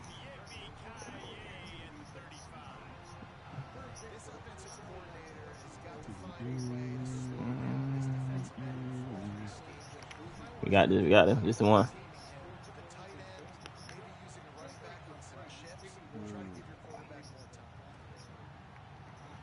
Thought they called flag on me. Man, that shit locked up. That's what I'm saying, man. Nah, yeah, blowing that shit. Man, you scared me.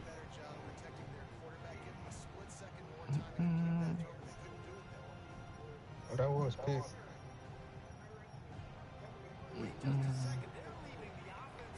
Where I'm at. Who my spot? Who my spot? Oh my God. We good. Put you right there. Shut up. Strap. All right, come on, let's get it. Y'all boy lock in, man. Look at the cloud, man. Y'all boy lock in. Come on, touchdown. First play touchdown. Come on, run the routes hard.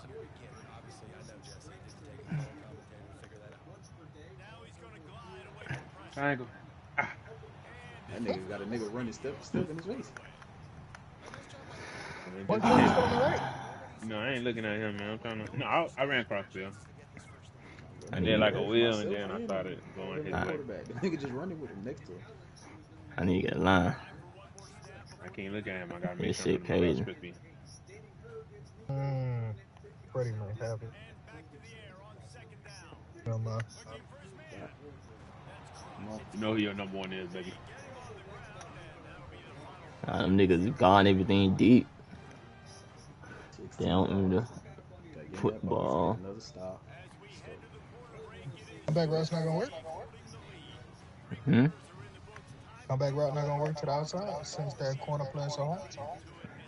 It might. You gonna have to put a use on them though.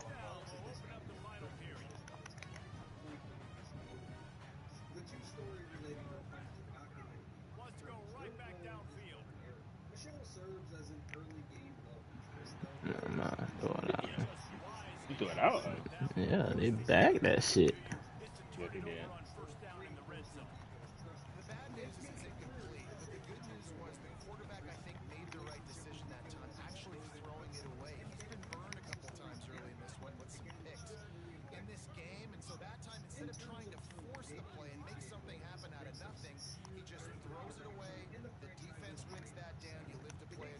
Shit.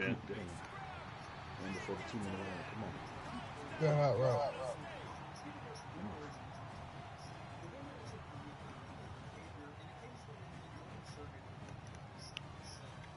You know I'm always on my route, man. Yeah, boy.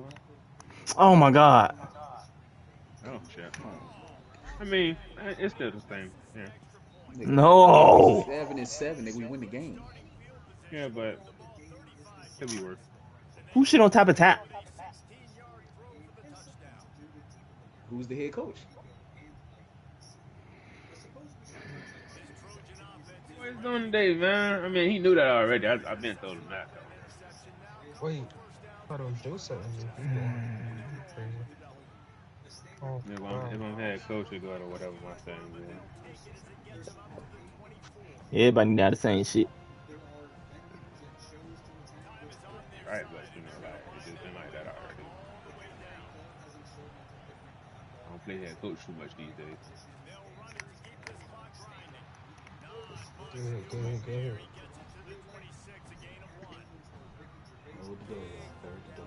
They probably gonna wait for the 2 minute warning.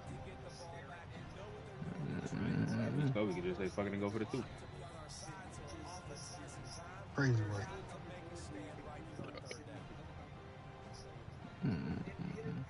Sometimes going for it is just better than a shootout. He got that money your ass on play, man. That might work.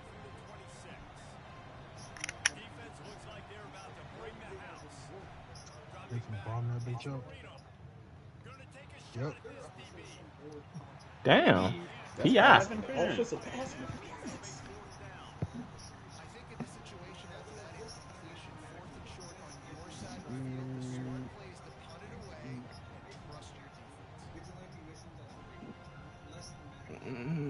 Hey, Tyreek Hill gonna get picked up, yeah, right?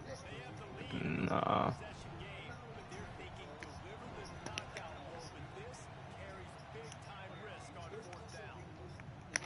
Come on, Oh my fucking God. Oh my god, this game's so fucking ass. Good shit, Fred. We still got 3 Oh, timeouts. Come on. Fuck. I just gotta wrap up this shit here, dog. Own that shit the whole way.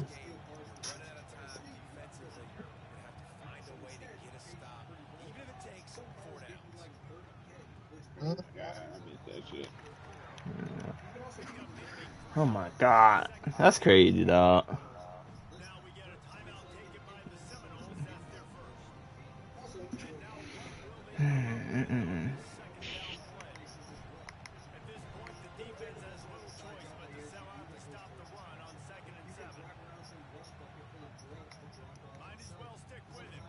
There you go. Fuck, dog. Literally had the shit.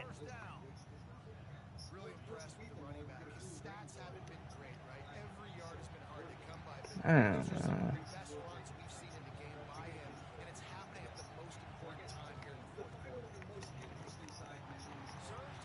But that won't work.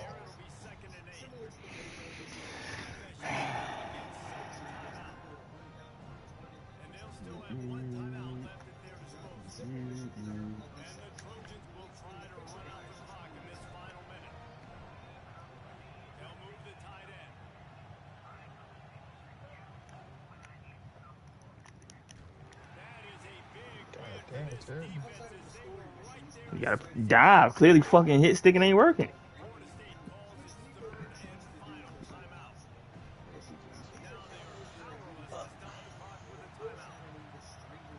They still gotta run another play.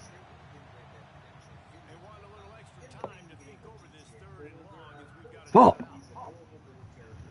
That was it right there, dog.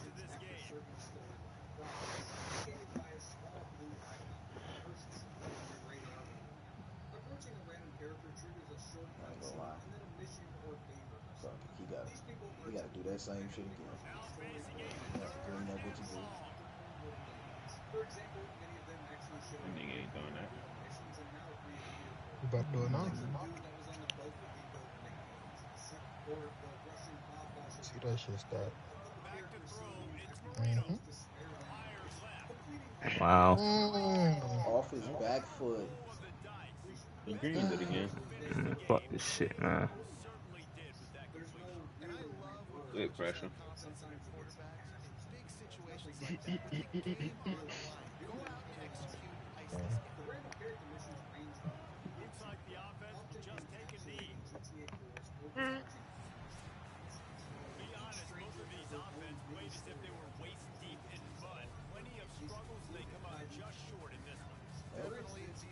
It was fun. Thank you. Thank you for that.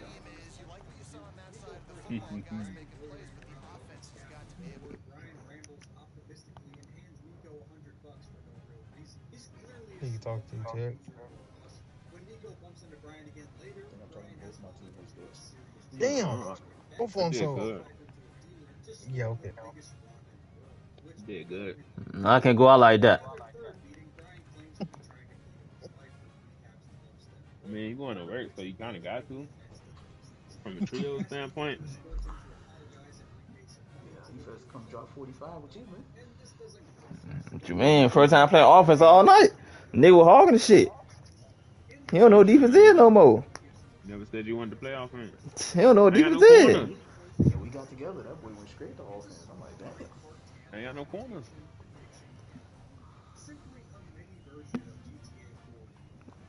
The best offense we got, clearly. Who offense better? Shit, bro, you just turn around and hand the ball off. Why he left? I ain't gonna ball none of that game. Nah, but he was engaging with us, and then when I said he left, like I said something wrong with him. I don't know about that one. He might be reaching. All right, man. I play defense, man. He might be reaching, man. I don't know. I don't think so. I'm asking. It's a chilling little side zero impact on the main narrative of the game. Get a deeply enriches the atmosphere of the city. Eddie Lowe embodies Liberty City's freaks that exist in Hey the man, shadows, hinting codes at suck, man. I horrors probably want to outside use them the codes ordinary again, man. place. Some other Bo Jackson, strikers include how people you like got the told 85 though? a struggling I had the writer grill in the trying to rain. make it by selling CDs. Nico helps him You fight too? I didn't. haters on 2 different occasions. Marty, a drug Hey, I addict mean, Kev, technically I Kev, did. Kev, I had the grill in the rain You too? Technically I did, but I didn't. You know what I'm saying? on the mini grill. Let me run the ball, right? Let me run that motherfucker. Come on. Budget grill. What? 2 pieces of chicken. Man. Ain't no more grill left. Each encounter is brief, often just one mission or a couple of I might end up buying me a new one later. I want something with a little more space. My mama was grilling in the rain. Shit crazy. With Max Light Cold. Second down, they'll go to the air. Makes the grab. Really good job to pick up a chunk. Yeah, man. I told you, man. You just need a chimney, man. Get that chimney. Get a regular coals. Good, man.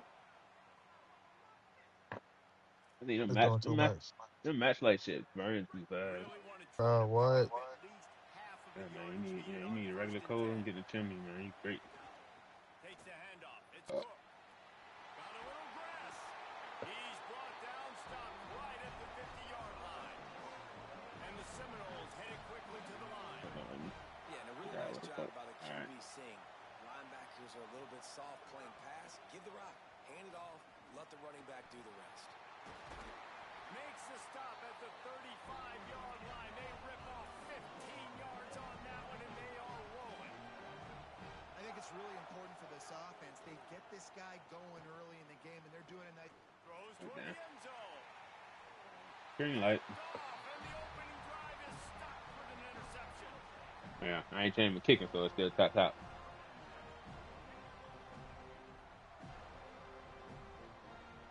Heard me? Huh?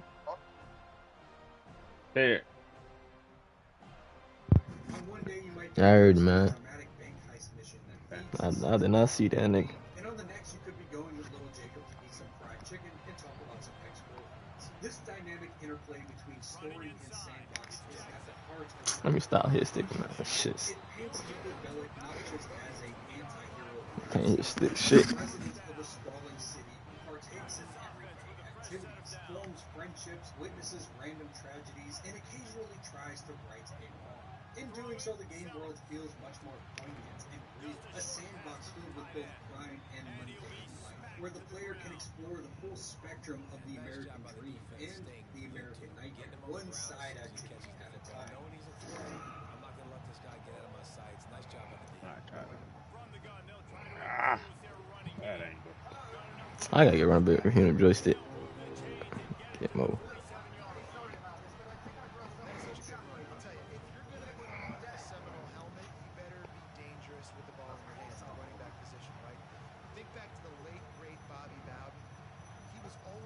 With that being said, though, I think it is time to break down the He still do that shit. the best story in the entire series. So, maybe the movie full spoilers ahead. If for some reason you haven't played this game yet, please go do that. Right here. Go play the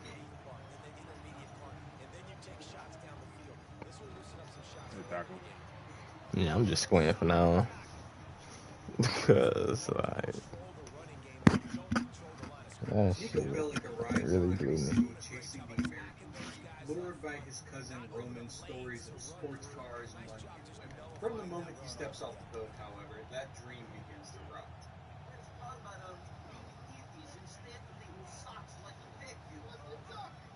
Roman isn't a success story, but a chronic optimist. He gave her the block. Running a Went shadow straight past him, broker while drowning in debt and in fear for loan sharks rocking his shit. His emails were lies, but not cruel ones. Roman exaggerated his life out of desperation, or maybe even shame, hoping to get his cousin to come join him, hoping that Nico's presence would bring protection, companionship, all around just support. In these early days, Roman is Nico's in the city, embodying the immigrant belief that if you just survive the next problem, things will finally get better. Yeah, that's Their tough. new city, however, offers no grace period. Albanian loan sharks harass Roman for money, pulling Nico into violent encounters to save his cousin. Nico is no stranger to combat. He takes out the thugs harassing his cousin, rescuing Roman from a beating multiple times over, even killing a guy in one instance by tossing him from a window. This establishes Nico's fierce loyalty to his family, but also his tendency to solve problems with violence, a habit from the past that he hints at is common. Oh my God. As Nico settles in Hope Beach, he meets Mallory, Roman's girlfriend, and her friend Michelle, a seemingly kind woman who becomes his first date in the city. For a moment, Nico tastes a normal life, an evening of bowling and the possibility of romance. Yet, even here, there's an undercurrent of mystery. Michelle asks some oddly directed questions about Nico's past and Roman's business, foreshadowing that nothing in the new city is as simple as it appears. Nico does some taxi work for Roman as well to get by, meeting some of Roman's friends like Little Jacob and doing some side missions for him as well, to the test of his ability. But Nico's search for honest work is short-lived. Roman's world pulls him back in. Roman owes money all over town, including to a guy named Vladimir, a low-level Russian hood who loans cash at extortionary rates. Vlad is a swaggering bully who sees himself as an influential man around town, but in reality he's just a small-town thug, working under bigger Russian mobsters and thinking that makes him hot shit. Vlad treats the taxi shop like his own, walking all over Roman, and he makes unwanted advances on Mallory right in front of him. Vlad uses Roman's vulnerability to feel powerful. Nico notices this and immediately dislikes Vlad's arrogance and how he insults them as immigrant workers. You're really an annoying dick. Despite Roman's pleas to avoid antagonizing Vlad, Nico's disdain for Vlad only grows. He even gets roped into doing jobs for him to help pay off Roman's debts. He roughs up shopkeepers for protection money, some more poor people who owe money to this asshole. Vlad, drunk on imagined power, even orders Nico to kill a man named Ivan, an errand that Nico can choose to ignore by sparing him, reflecting Nico's personal code beneath all the cynicism. Saving him allows him to show up later as a stranger encounter in the game, where Ivan now runs his own money-lending business in Aldern, and Nico can choose to help him out with that. The cycle of violence is allowed. I did not see where the fuck he come from. He broke out last second. The breaking point comes when Nico learns that Vlad is sleeping with Mallory, a misguided attempt from Mallory to try to get How long you just leave that shit running, bro? But while That's right, I'm looking at it right now. Why you playing? Yeah, man, he absorbed knowledge, bro.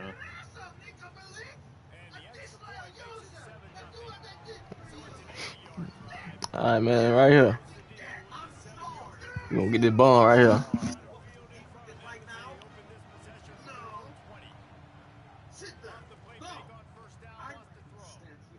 Never mind. Ain't shit open. Yeah, man. I just gotta be like everybody else. Run the ball. Run RPOs. Nico confronts Vlad at the Comrades bar. Vlad mocks Nico, but Nico won't be humiliated. Hey, man, whatever Nico works. chases Vlad down and kills him without crazy. reverse, getting right up in his face for an execution, covering his own face to prevent his nasty blood splatter from getting on him. This murder is a pathetic win for Nico. He has removed this I don't know what's going on. even his loyalty to Roman. Yet his rash decision entangles Nico with far more dangerous figures in the city. Vlad was not really respected, but he was a connected guy in the Russian mafia, and by killing him, Nico has inadvertently kicked a wasp nest. This loyalty to family is a You gotta get my job. Nico is loyal to anyone that he sees as a friend, but most of all to his family. And even though Roman is freaking out over all these events, I'm Nico just trying to get first thing. I'm gonna hand it all to you, man. What you need. how he and his men were betrayed. Nah, he'll put that off again. Get the touchdown. That's what I would have had. And he is here to find them and get vengeance for all of his dead comrades. When Roman was asking him about this before, he brushed it off. And when Nico did open up to Roman, he fell asleep. What the fuck? I thought I picked. Yeah, man. I gotta get back in the auction. Even though it I gotta get maybe because he's nigga left-handed. You always get sentimental after you kill people. in a bad situation early this The fallout from Vlad's execution is immediate. Nico and Roman are kidnapped by Russian mobsters and dragged to a basement where they come face to face with Nico and Faustin, the crime boss of Code Beach, and his right-hand man, Dmitry Raskin. Faustin isn't that upset. Nah, I can't go out, get out like that. He calls him an idiot, but he's more All the real niggas on right now. killed his man without his permission. All the trash cans we were playing earlier today. Fucking that shit up. While Roman is freaking the fuck out. After some arguments back and forth and Faustin shooting his own goon dead for looking at him funny, he decides to have Nico work for him to pay back his debt of killing Vlad. Once things are calm, they untie Roman as well, and he immediately starts screaming and freaking out, so Faustin shoots him in the stomach, with Dmitry having him laid up receiving medical care for a few days, while Nico becomes Faustin's pawn. Time out. Oh, yo, still got time. Soviet military man just like Nico, except as a result of his wartime, he is uncompromising, paranoid, and prone to terrifying outrages, which is also amplified by his heavy coke use. In conversations, Faustin swings from friendly and chatty to homicidal without warning, keeping even his allies on edge. Faustin maintains his power through fear and believes extreme violence is the only way to survive and command respect. Nico becomes Faustin's tool for sending that message, mostly by going to war with wow. stealing his cargo, blowing up his garage, but Nico does some other odd jobs here and there for Faustin as well, like killing his daughter's boyfriend, a member of the Lost Motorcycle Club, who was actually voiced by Bill Burr, because pissing off one gang in the city just isn't enough. Why not aim for two? Niggas be cutting check, man. I can't keep up with this shit. Bold this, bold that. So whether or not he agrees with these crazy orders or 85 this, 85 that. During his time in Broker, Nico also continues to do some work for Jacob, helping him take out some drug dealers and even delivering some drugs himself. He also meets with another one of Roman's Combat style now. a roided out party animal who is a well-meaning friend, but pretty exhausted. He also has Nico doing some odd jobs that aren't anything out of the ordinary at this point, assassinating some guy who might snitch on him and stealing some cars. Other than these good friends, he is also still dating Michelle to try to have some semblance of a normal life, but most of his time is spent with the Russians. While Faustin grows more erratic, Dmitry plays the opposite role as the calm, calculating brother figure who has been friends with Faustin since Nigga green the. where Faustin is all volatile, Dmitry favors tactful. Oh my god. Nigga green the pit. Man, it's halftime, man. It's halftime, man. I wonder the reason why I threw it up though. It's still crazy, nigga. I gotta turn that shit back on. I gotta have a chance, man. To just catch some dumb shit. However, Dmitry's core motive is self-preservation and power. He's watching his boss unravel and knows that if he doesn't Who had ball first? chaos will destroy them both. Over several missions, the tension between the two Russians escalates. The breaking point comes after Nico kills Kenny Petrovic's son. And now facing a likely war with the Petrovic Mafia, Dmitry secretly strikes a deal. He contacts Petrovic and agrees to eliminate Faustin in exchange for peace. And Dmitry, of course, gets Nico for this. Damn, they got a ball. Yeah, ball might be yeah. Actually killed the guy's kid. Nico is sent to Faustin's club to execute the very man. No, bro, I'm good, man. And in their final confrontation, a cornered Faustin rages that everyone is against him. He curses the greed and disloyalty that he sees, proclaiming that none of you will survive without him. I know you will survive in this country without me. This American dream takes everyone. When Nico meets with Dmitry to collect his payment for killing Faustin, Dmitry reveals his true colors. He has arranged another meeting. Pit. Yo, these niggas slap everything. Why y'all niggas don't pick the ball up? Nico realizes that Dmitry has sold him out, and this was an ambush to take out Nico and tie up any loose ends. Bulgarin is someone that Nico once worked for in Europe. He believes that Nico betrayed him years ago during a smuggling job. Dmitry's motive here is purely just capitalizing on the opportunity. By handing Nico to Bulgarin, Dmitry profits and eliminates a loose end. All of Dmitry's friendliness is gone as he smugly reintroduces Nico to Bulgarin.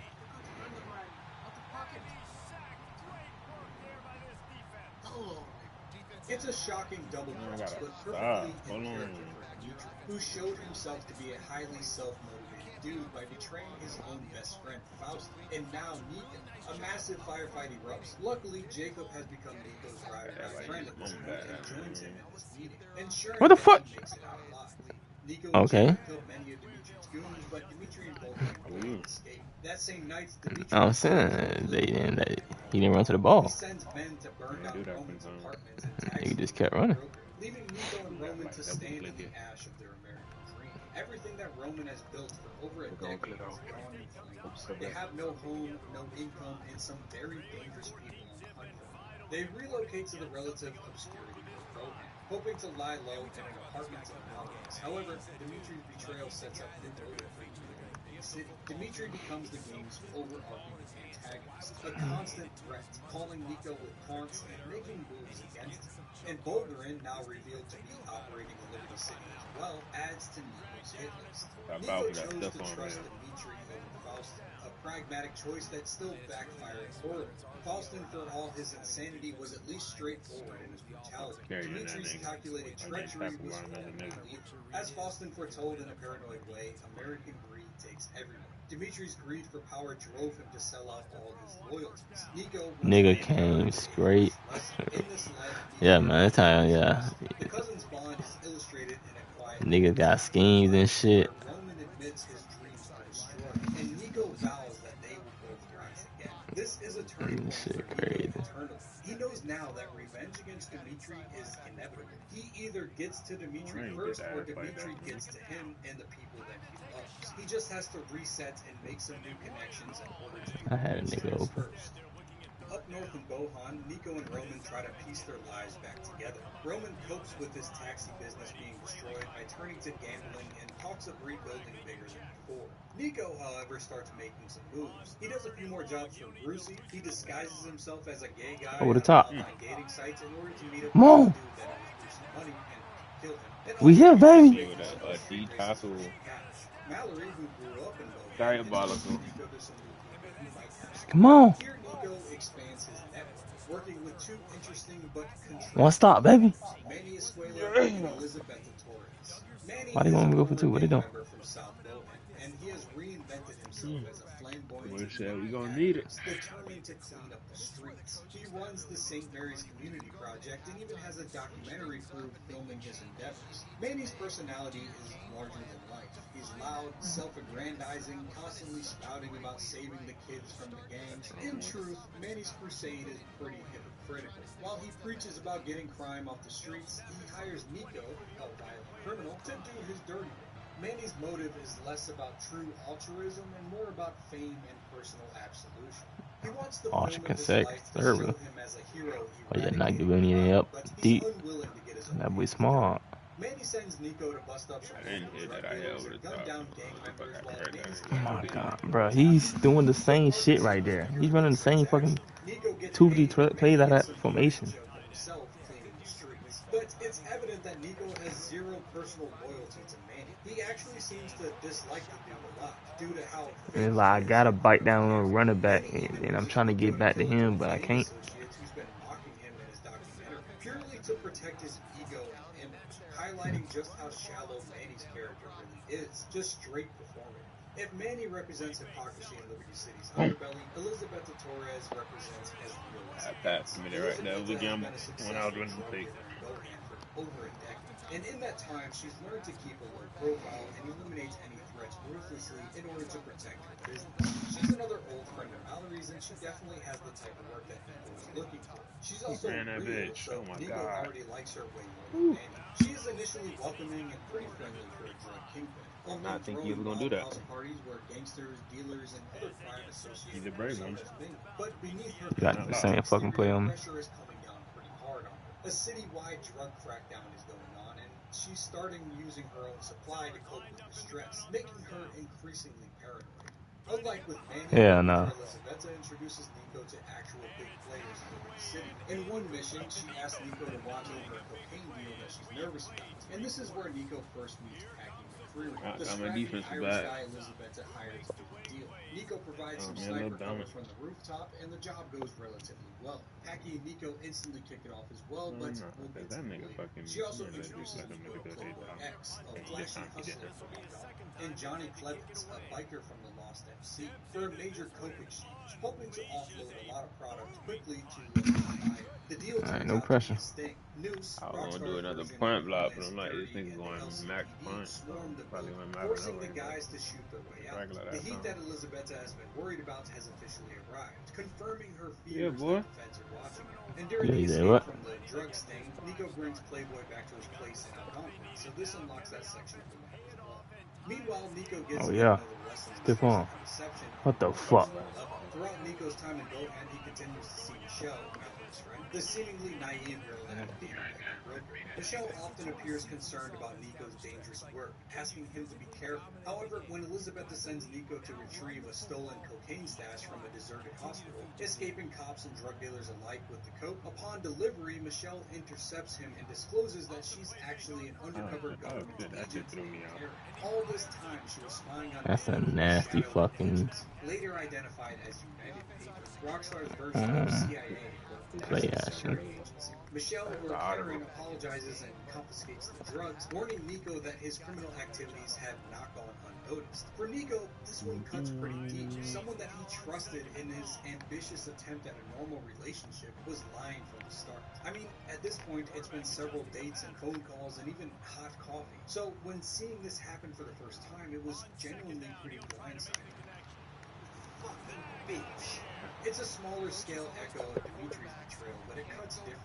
Dimitri is a criminal who is going to do what he has to do. Michelle was just some chick that both Nico and us as a player has spent real time with, like bowling or playing darts. This ruse also forces Nico into a forced cooperation with the United Paper organization. Karen's superiors contact Nico soon after this, implying that if he works for them, they'll ignore all his past crimes and even help him find the man that he's been looking for. Wow. Betray his crew back in Europe. And you war for the government. Yeah, I can't really do it on the hair yet. I have a clear conscience. I gotta do that start the place, but you know. Back in Elizabeth's Do world, what? things spiral quickly downward. The police Like, hold crackdown it, so that way intensifies, informants get are my everywhere, and Elizabeth's talking drug line. use worsens. Nah, don't even try, Nico's man. discovery It that ain't an worth it. LCPD ambush was lying in wait at the coke pickup suggests that someone in her circle is snitching. Elizabeth grows erratic, and Oh, you going up hero there? Manny chooses Lord to Jesus. confront her. Filming his documentary, Oh my Manny God. barges into Elizabeth's Think about maybe throw a book. Come on, man. expose her You drug better maybe throw a book. And then they Nah, gonna man, I say would never it's do me. such a thing. and on edge already, shoots Oh, her. You was underneath the nigga. Simply stating that she doesn't have time for this. Come on, man. You know I'm him. Yeah, boy.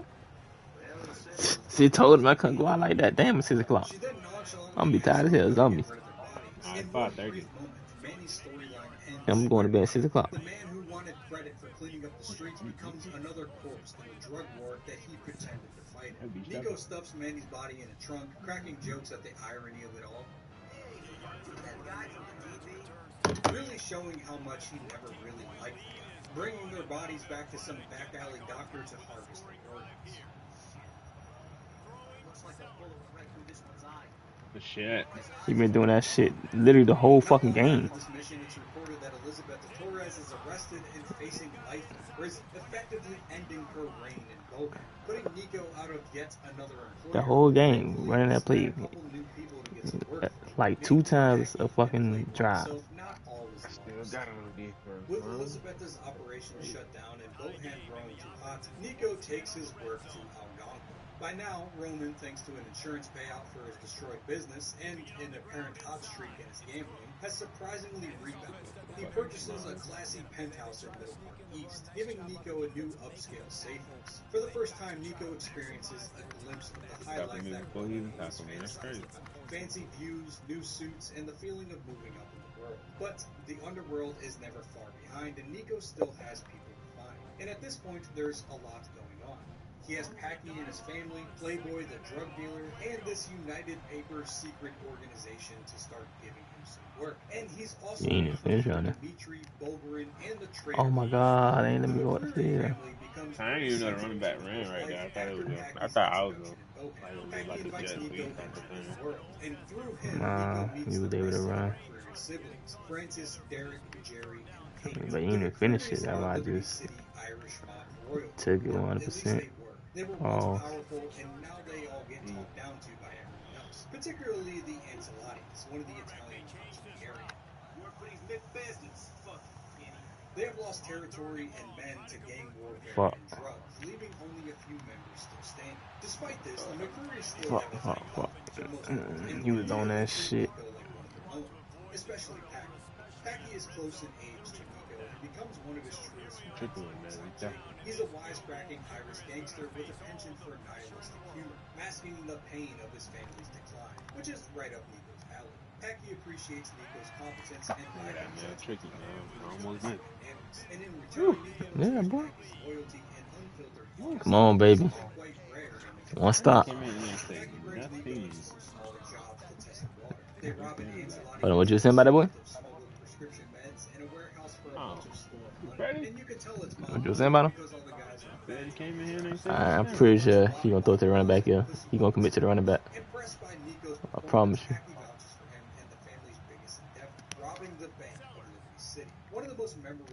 Never mind. He threw it right back to the nigga again. I was positive he was gonna pre-think the running back.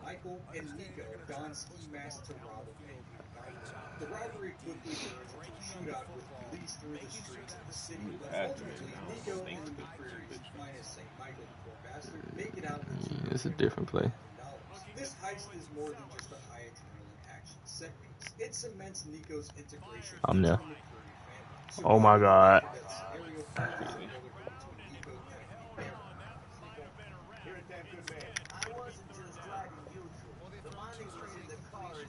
Oh my god, he dropped it. I might have put that shit on defense too.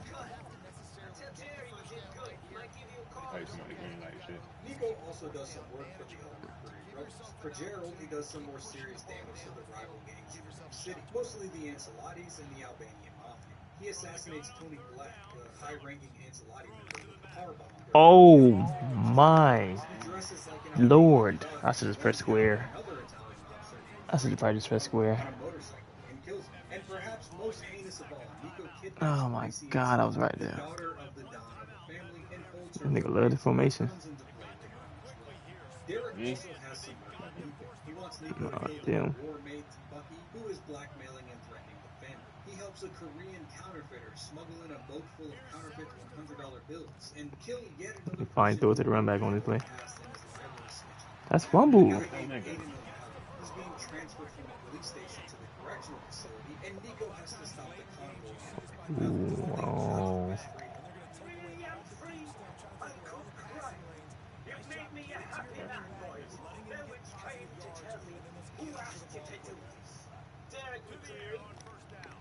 Yeah, he got killed. Yeah, I was saying I ain't know about that play.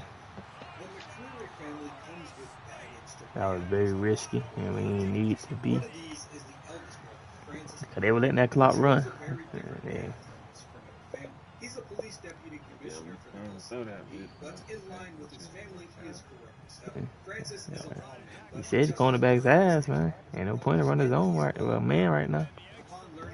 Man, they was doing their thing earlier. Cause you got one with a 79. And boy, dude. He has dirt on Nico and threatens to put Nico in They've been keeping up. That was first. Nigga, you gotta close it, wants to sanitize his image by wiping out anyone who could link him to any wrongdoing. Nico actually first encounters Francis when working for Manny in Bohan, but he wasn't really aware of who he was. Now, Nico unwillingly becomes Francis's vixen, silencing the blackmailer with incriminating photographs, or a high-profile lawyer compiling a case against him, and even having him do some vigilante work, killing a drug dealer named Clarence, who can't seem to have a charge stick to him, and then gun down one of his lieutenants that knows too much. Killing Clarence is another one of those optional killings in the game. Nico can choose to spare him for whatever reason, and the only thing that happens if you do is later on you can find him as a stranger encounter and he tries to kill you. Pride is a hell of a drug.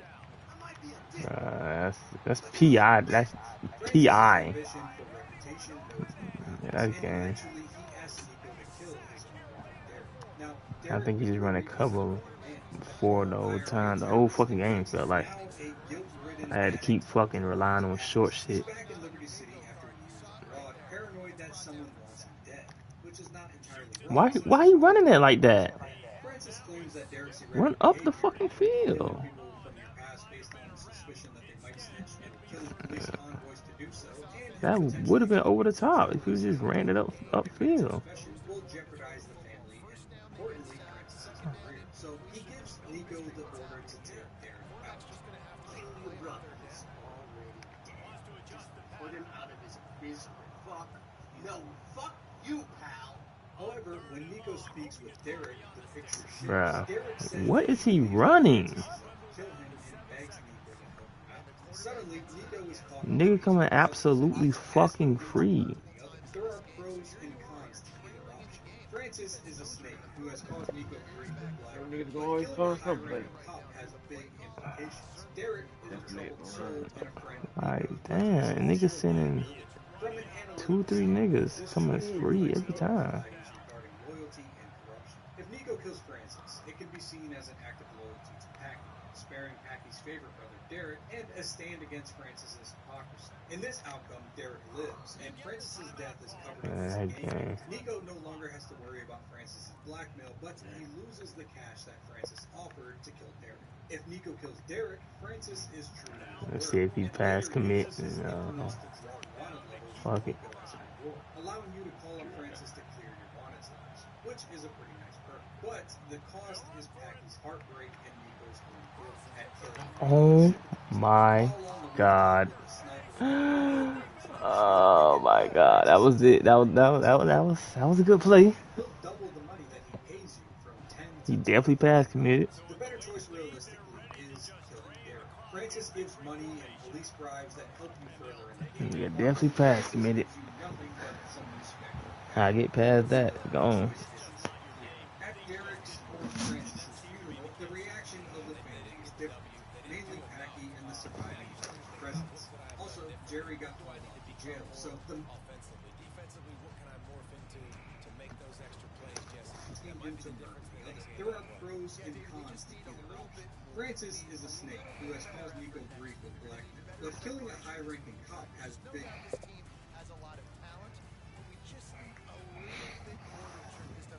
Man, I guess I'm going out like that. Now, Nico unwillingly becomes Francis's fixer, Let silencing me a know. blackmailer with incriminating photographs, or a high-profile lawyer compiling a case against him, and even having him do some vigilante work, killing a drug dealer named Clarence, who can't seem to have a charge stick to him, and then gun down one of his lieutenants that knows too much. Killing Clarence is another one of the most optional killings in the game. Nico can choose to spare him for whatever reason, and the only thing that happens if you do is later on you can find him as a stranger encounter and he tries to kill you. Pride is a hell of a drug. I might be a dick, but you're a bitch. Francis's ambition for reputation knows no bounds, and This eventually what? he asks Nico to kill his own brother Derek. Now, Derek McCreary is a broken man, a former IRA terrorist and gangster. Yeah, man. We're about them legend 80s and spin them motherfuckers for them.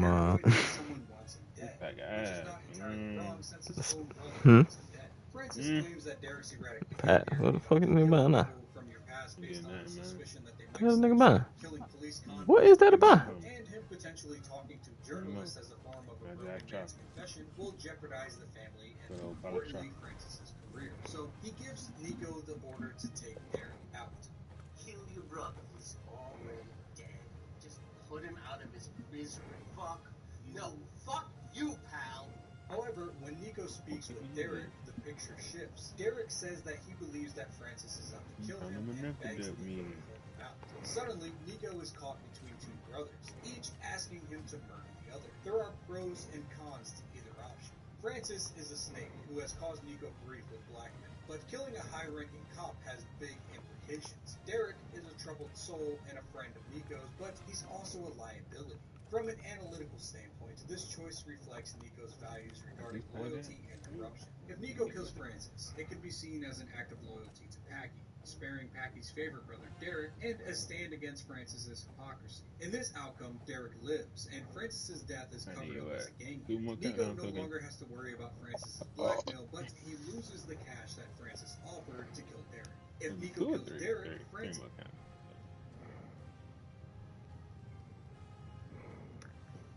Reputation knows no bounds, and eventually he asks Nico to kill his own brother Derek. Now, Derek McCreary is a broken man, a former IRA terrorist and gangster, now a guilt-ridden addict haunted by his past. He's back in Liberty City after years abroad, paranoid that someone wants him dead, which is not entirely wrong since his own brother wants him dead. Francis claims that Derek's erratic behavior, just killing people from your past based on suspicion that they might snitch and killing police convoys to do so, and him potentially talking to journalists as a form of a broken man's confession will jeopardize the family and, more importantly, Francis's career. So he gives Nico the order to take Derek out. Kill your brother. He's already dead. Just put him out of his misery. Fuck no. Fuck you, pal.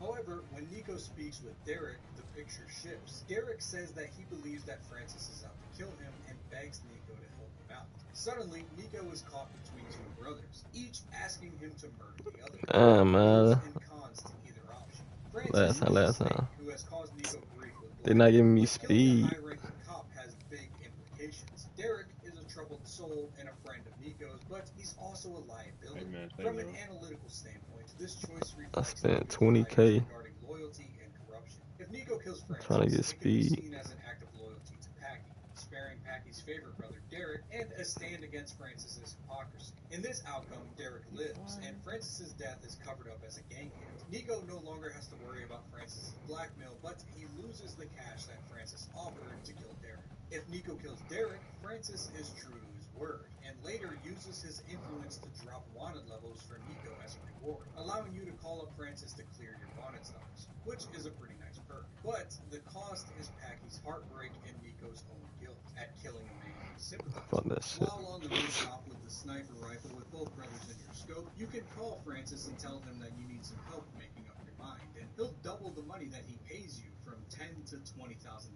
The better choice realistically is killing Derek. Francis gives money and police bribes that help you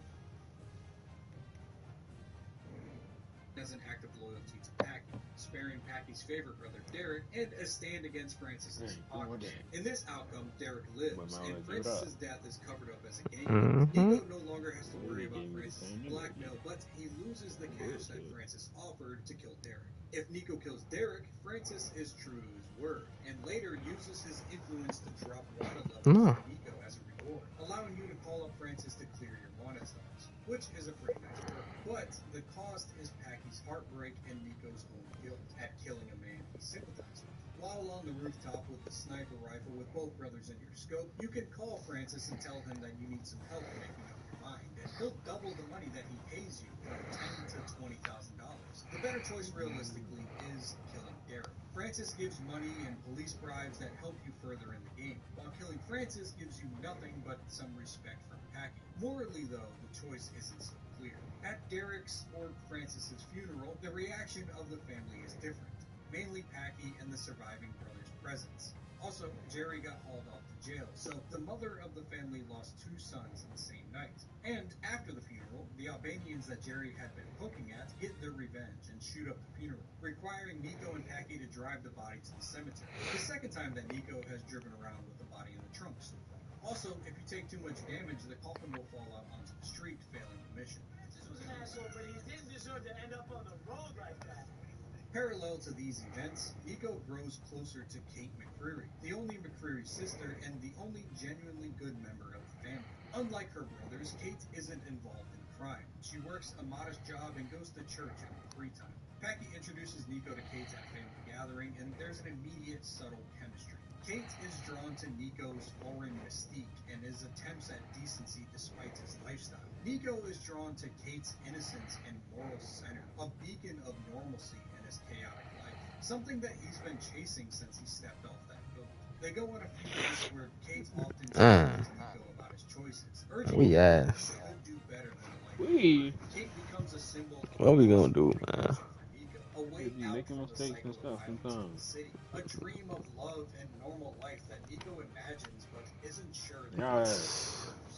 I need to drop 100 on this bit. Fuck it. Another key Algonquin Let me hold something, man. the work for Playboy. I ain't got it. Nico meets Playboy during his So I'm gonna get Bo Black for her. wealthy hustler who runs drugs and real estate deals from a fancy penthouse in Algonquin. Playboy introduces Nico to high-level 85 feet, 85 hiring him for missions where he takes out union goons under I'm feeling lucky, man. I'm finna open up some recruit packs. Recruit pack. I like the recruit pack. Now you talking my language. Let me go open up. How much it is? 35. I got enough for one. Hope I make my money back. Come on, baby. Bo Black, baby. Bo Black. Black Bo. 63. Okay. Starting off hot, baby.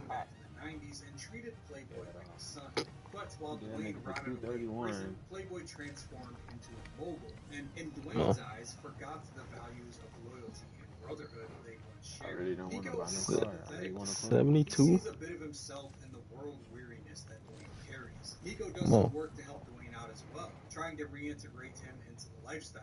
Nico 69. No better number. Who he sent money to while in prison, and her current boyfriend Javon, who's actually the one who snitched on Dwayne and got him arrested. Nico kills Javon for Dwayne's money. 68. Yeah. Dwayne doesn't want her dead per se, but if you tell him that you killed her, isn't really that sad about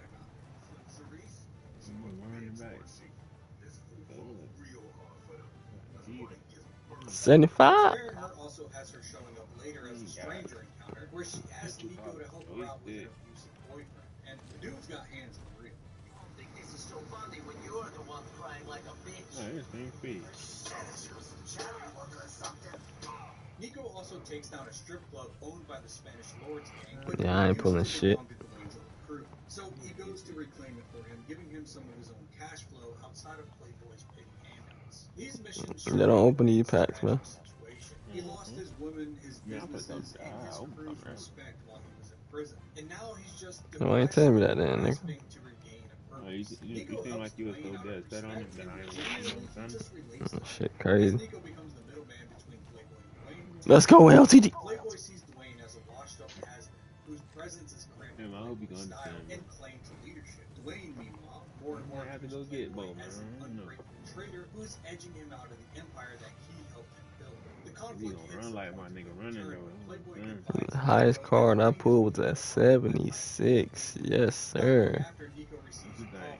Get him. Wish Bo.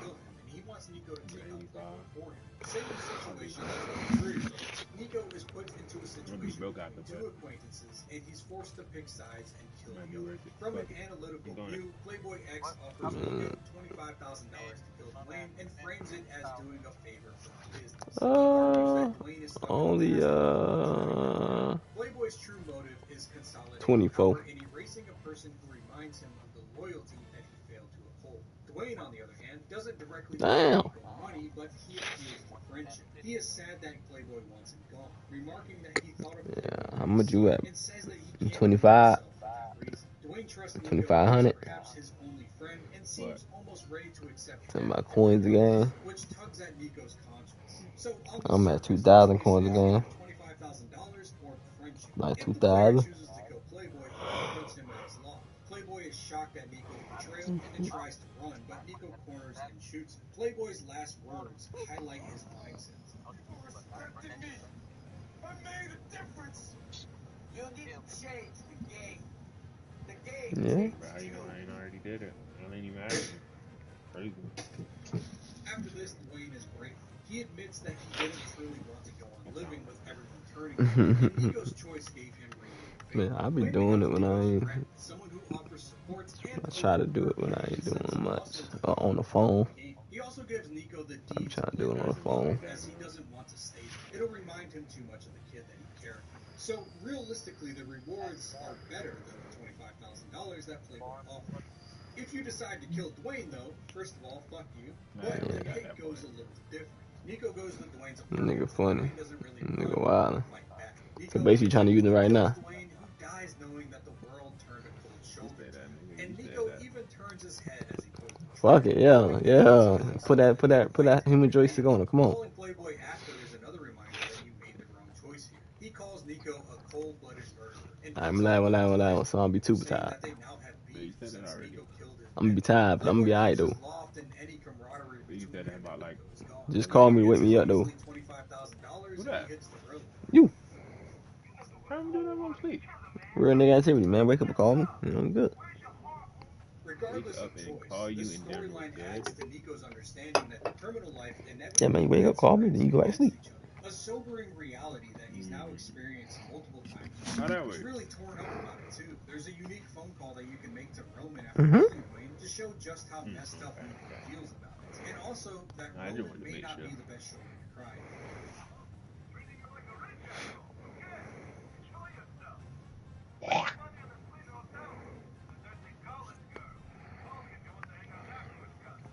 After the McCreary's and the Playboy Dwayne situation, the third thread that runs through Nico's Algonquin chapter is a forced collaboration with the United Liberty Paper Contact. A man never named, but effectively a government agent of some three-letter agency that isn't really disclosed, similar to Mike Torino's role in San Andreas. A fun theory is that they are the same guy, but the 3D and HD universes are completely separate. Introduced through Michelle or Karen's betrayal, this guy holds Nico's fate in his hands. He assures Nico that if he cooperates in some national security matters, they will wipe Nico's record clean and help locate that special someone that Nico's been searching for since the war. The ULP contact is calm, cryptic, and manipulated, using Nico's willingness to protect himself and his cousin, and also his eagerness to find this man that he's been looking for. But he doesn't seem outwardly crossed up. If anything, he's more realistic in what he's doing, just treating it as business with no hard feelings towards Nico. Even speaking to him in Serbian, saying "Welcome to America," just like the old country, where Nico responds just like it. Welcome to America. Москва стала дежурной.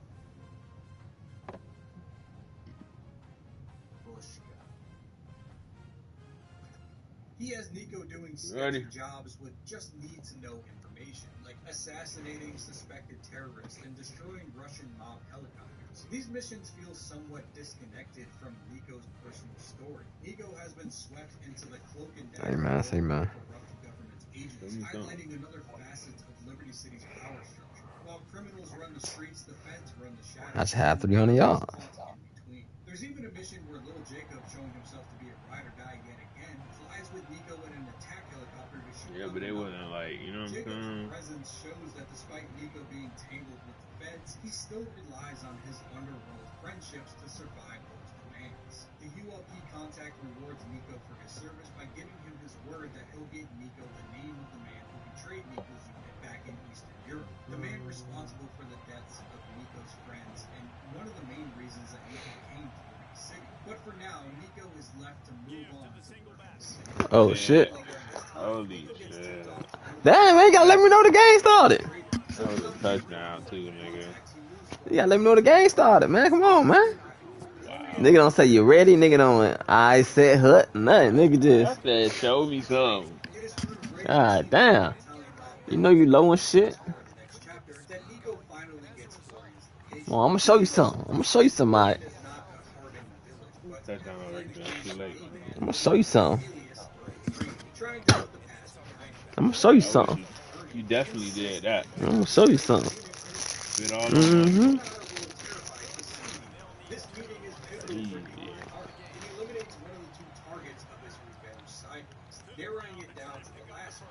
Get that first down real quick. All right, hurry up, man. Come on.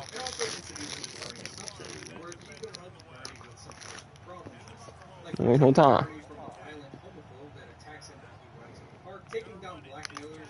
Damn, what a block. If that second, that no nigga from the right never came, I would have shot the first nigga. I won't worry about him.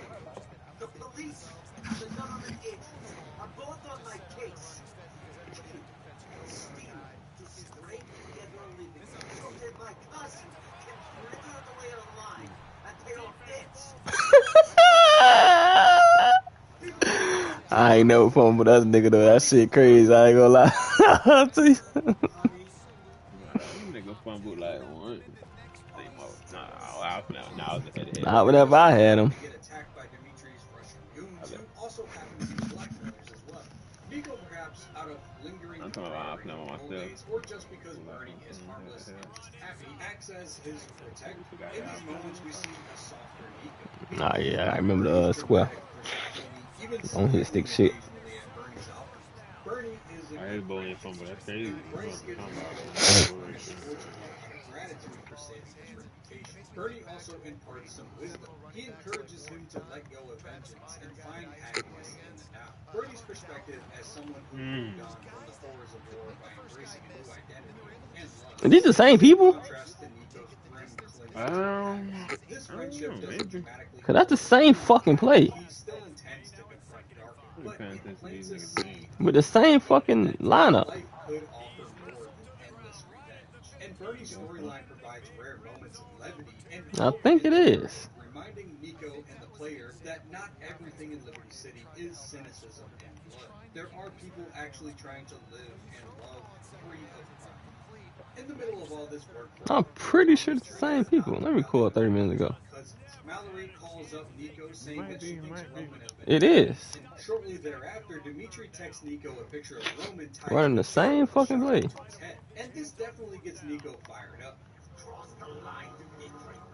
Once Nico gets to the warehouse Roman is held in, he starts gunning down all the goons there, yelling in anger. Oh, I ain't set my zone drops. Eventually saving Roman from Alright, that shit bag now. bringing him back home. Dimitri, however, was He a short, rod ass nigga, so. He actually tells Nico he was snatched up by that biker guy, which is the Yeah. same biker guy Johnny that Nico works with. So everything is short. That's what we playing. About that in the DLC, The Lost in the Dam. Later on, Roman also paused to let Nico That might be my fault. marry. They've been through enough trouble together. He probably threw the ball more than the 10 yard.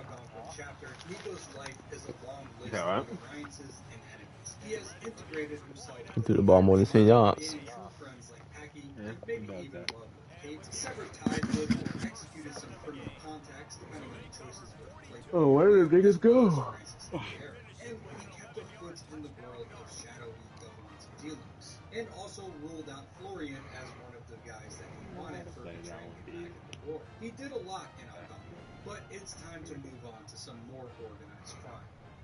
You are my knight in shining armor. Thank you. I'm sorry No. As Nico has been working with They kicking me out. Algonquin, he becomes They kicked increasingly everybody out. involved with Liberty City's That's a sign. elite, particularly the Might be Italian doing mafia maintenance or some factions shit. in Albany. One family specifically, the That's a sign to Pegorinos, sell that nigga. under Don Jimmy Pecorino. The Yeah, Pegorinos are maintenance. part of Liberty City's storied 5. Ooh, that's a sign, baby.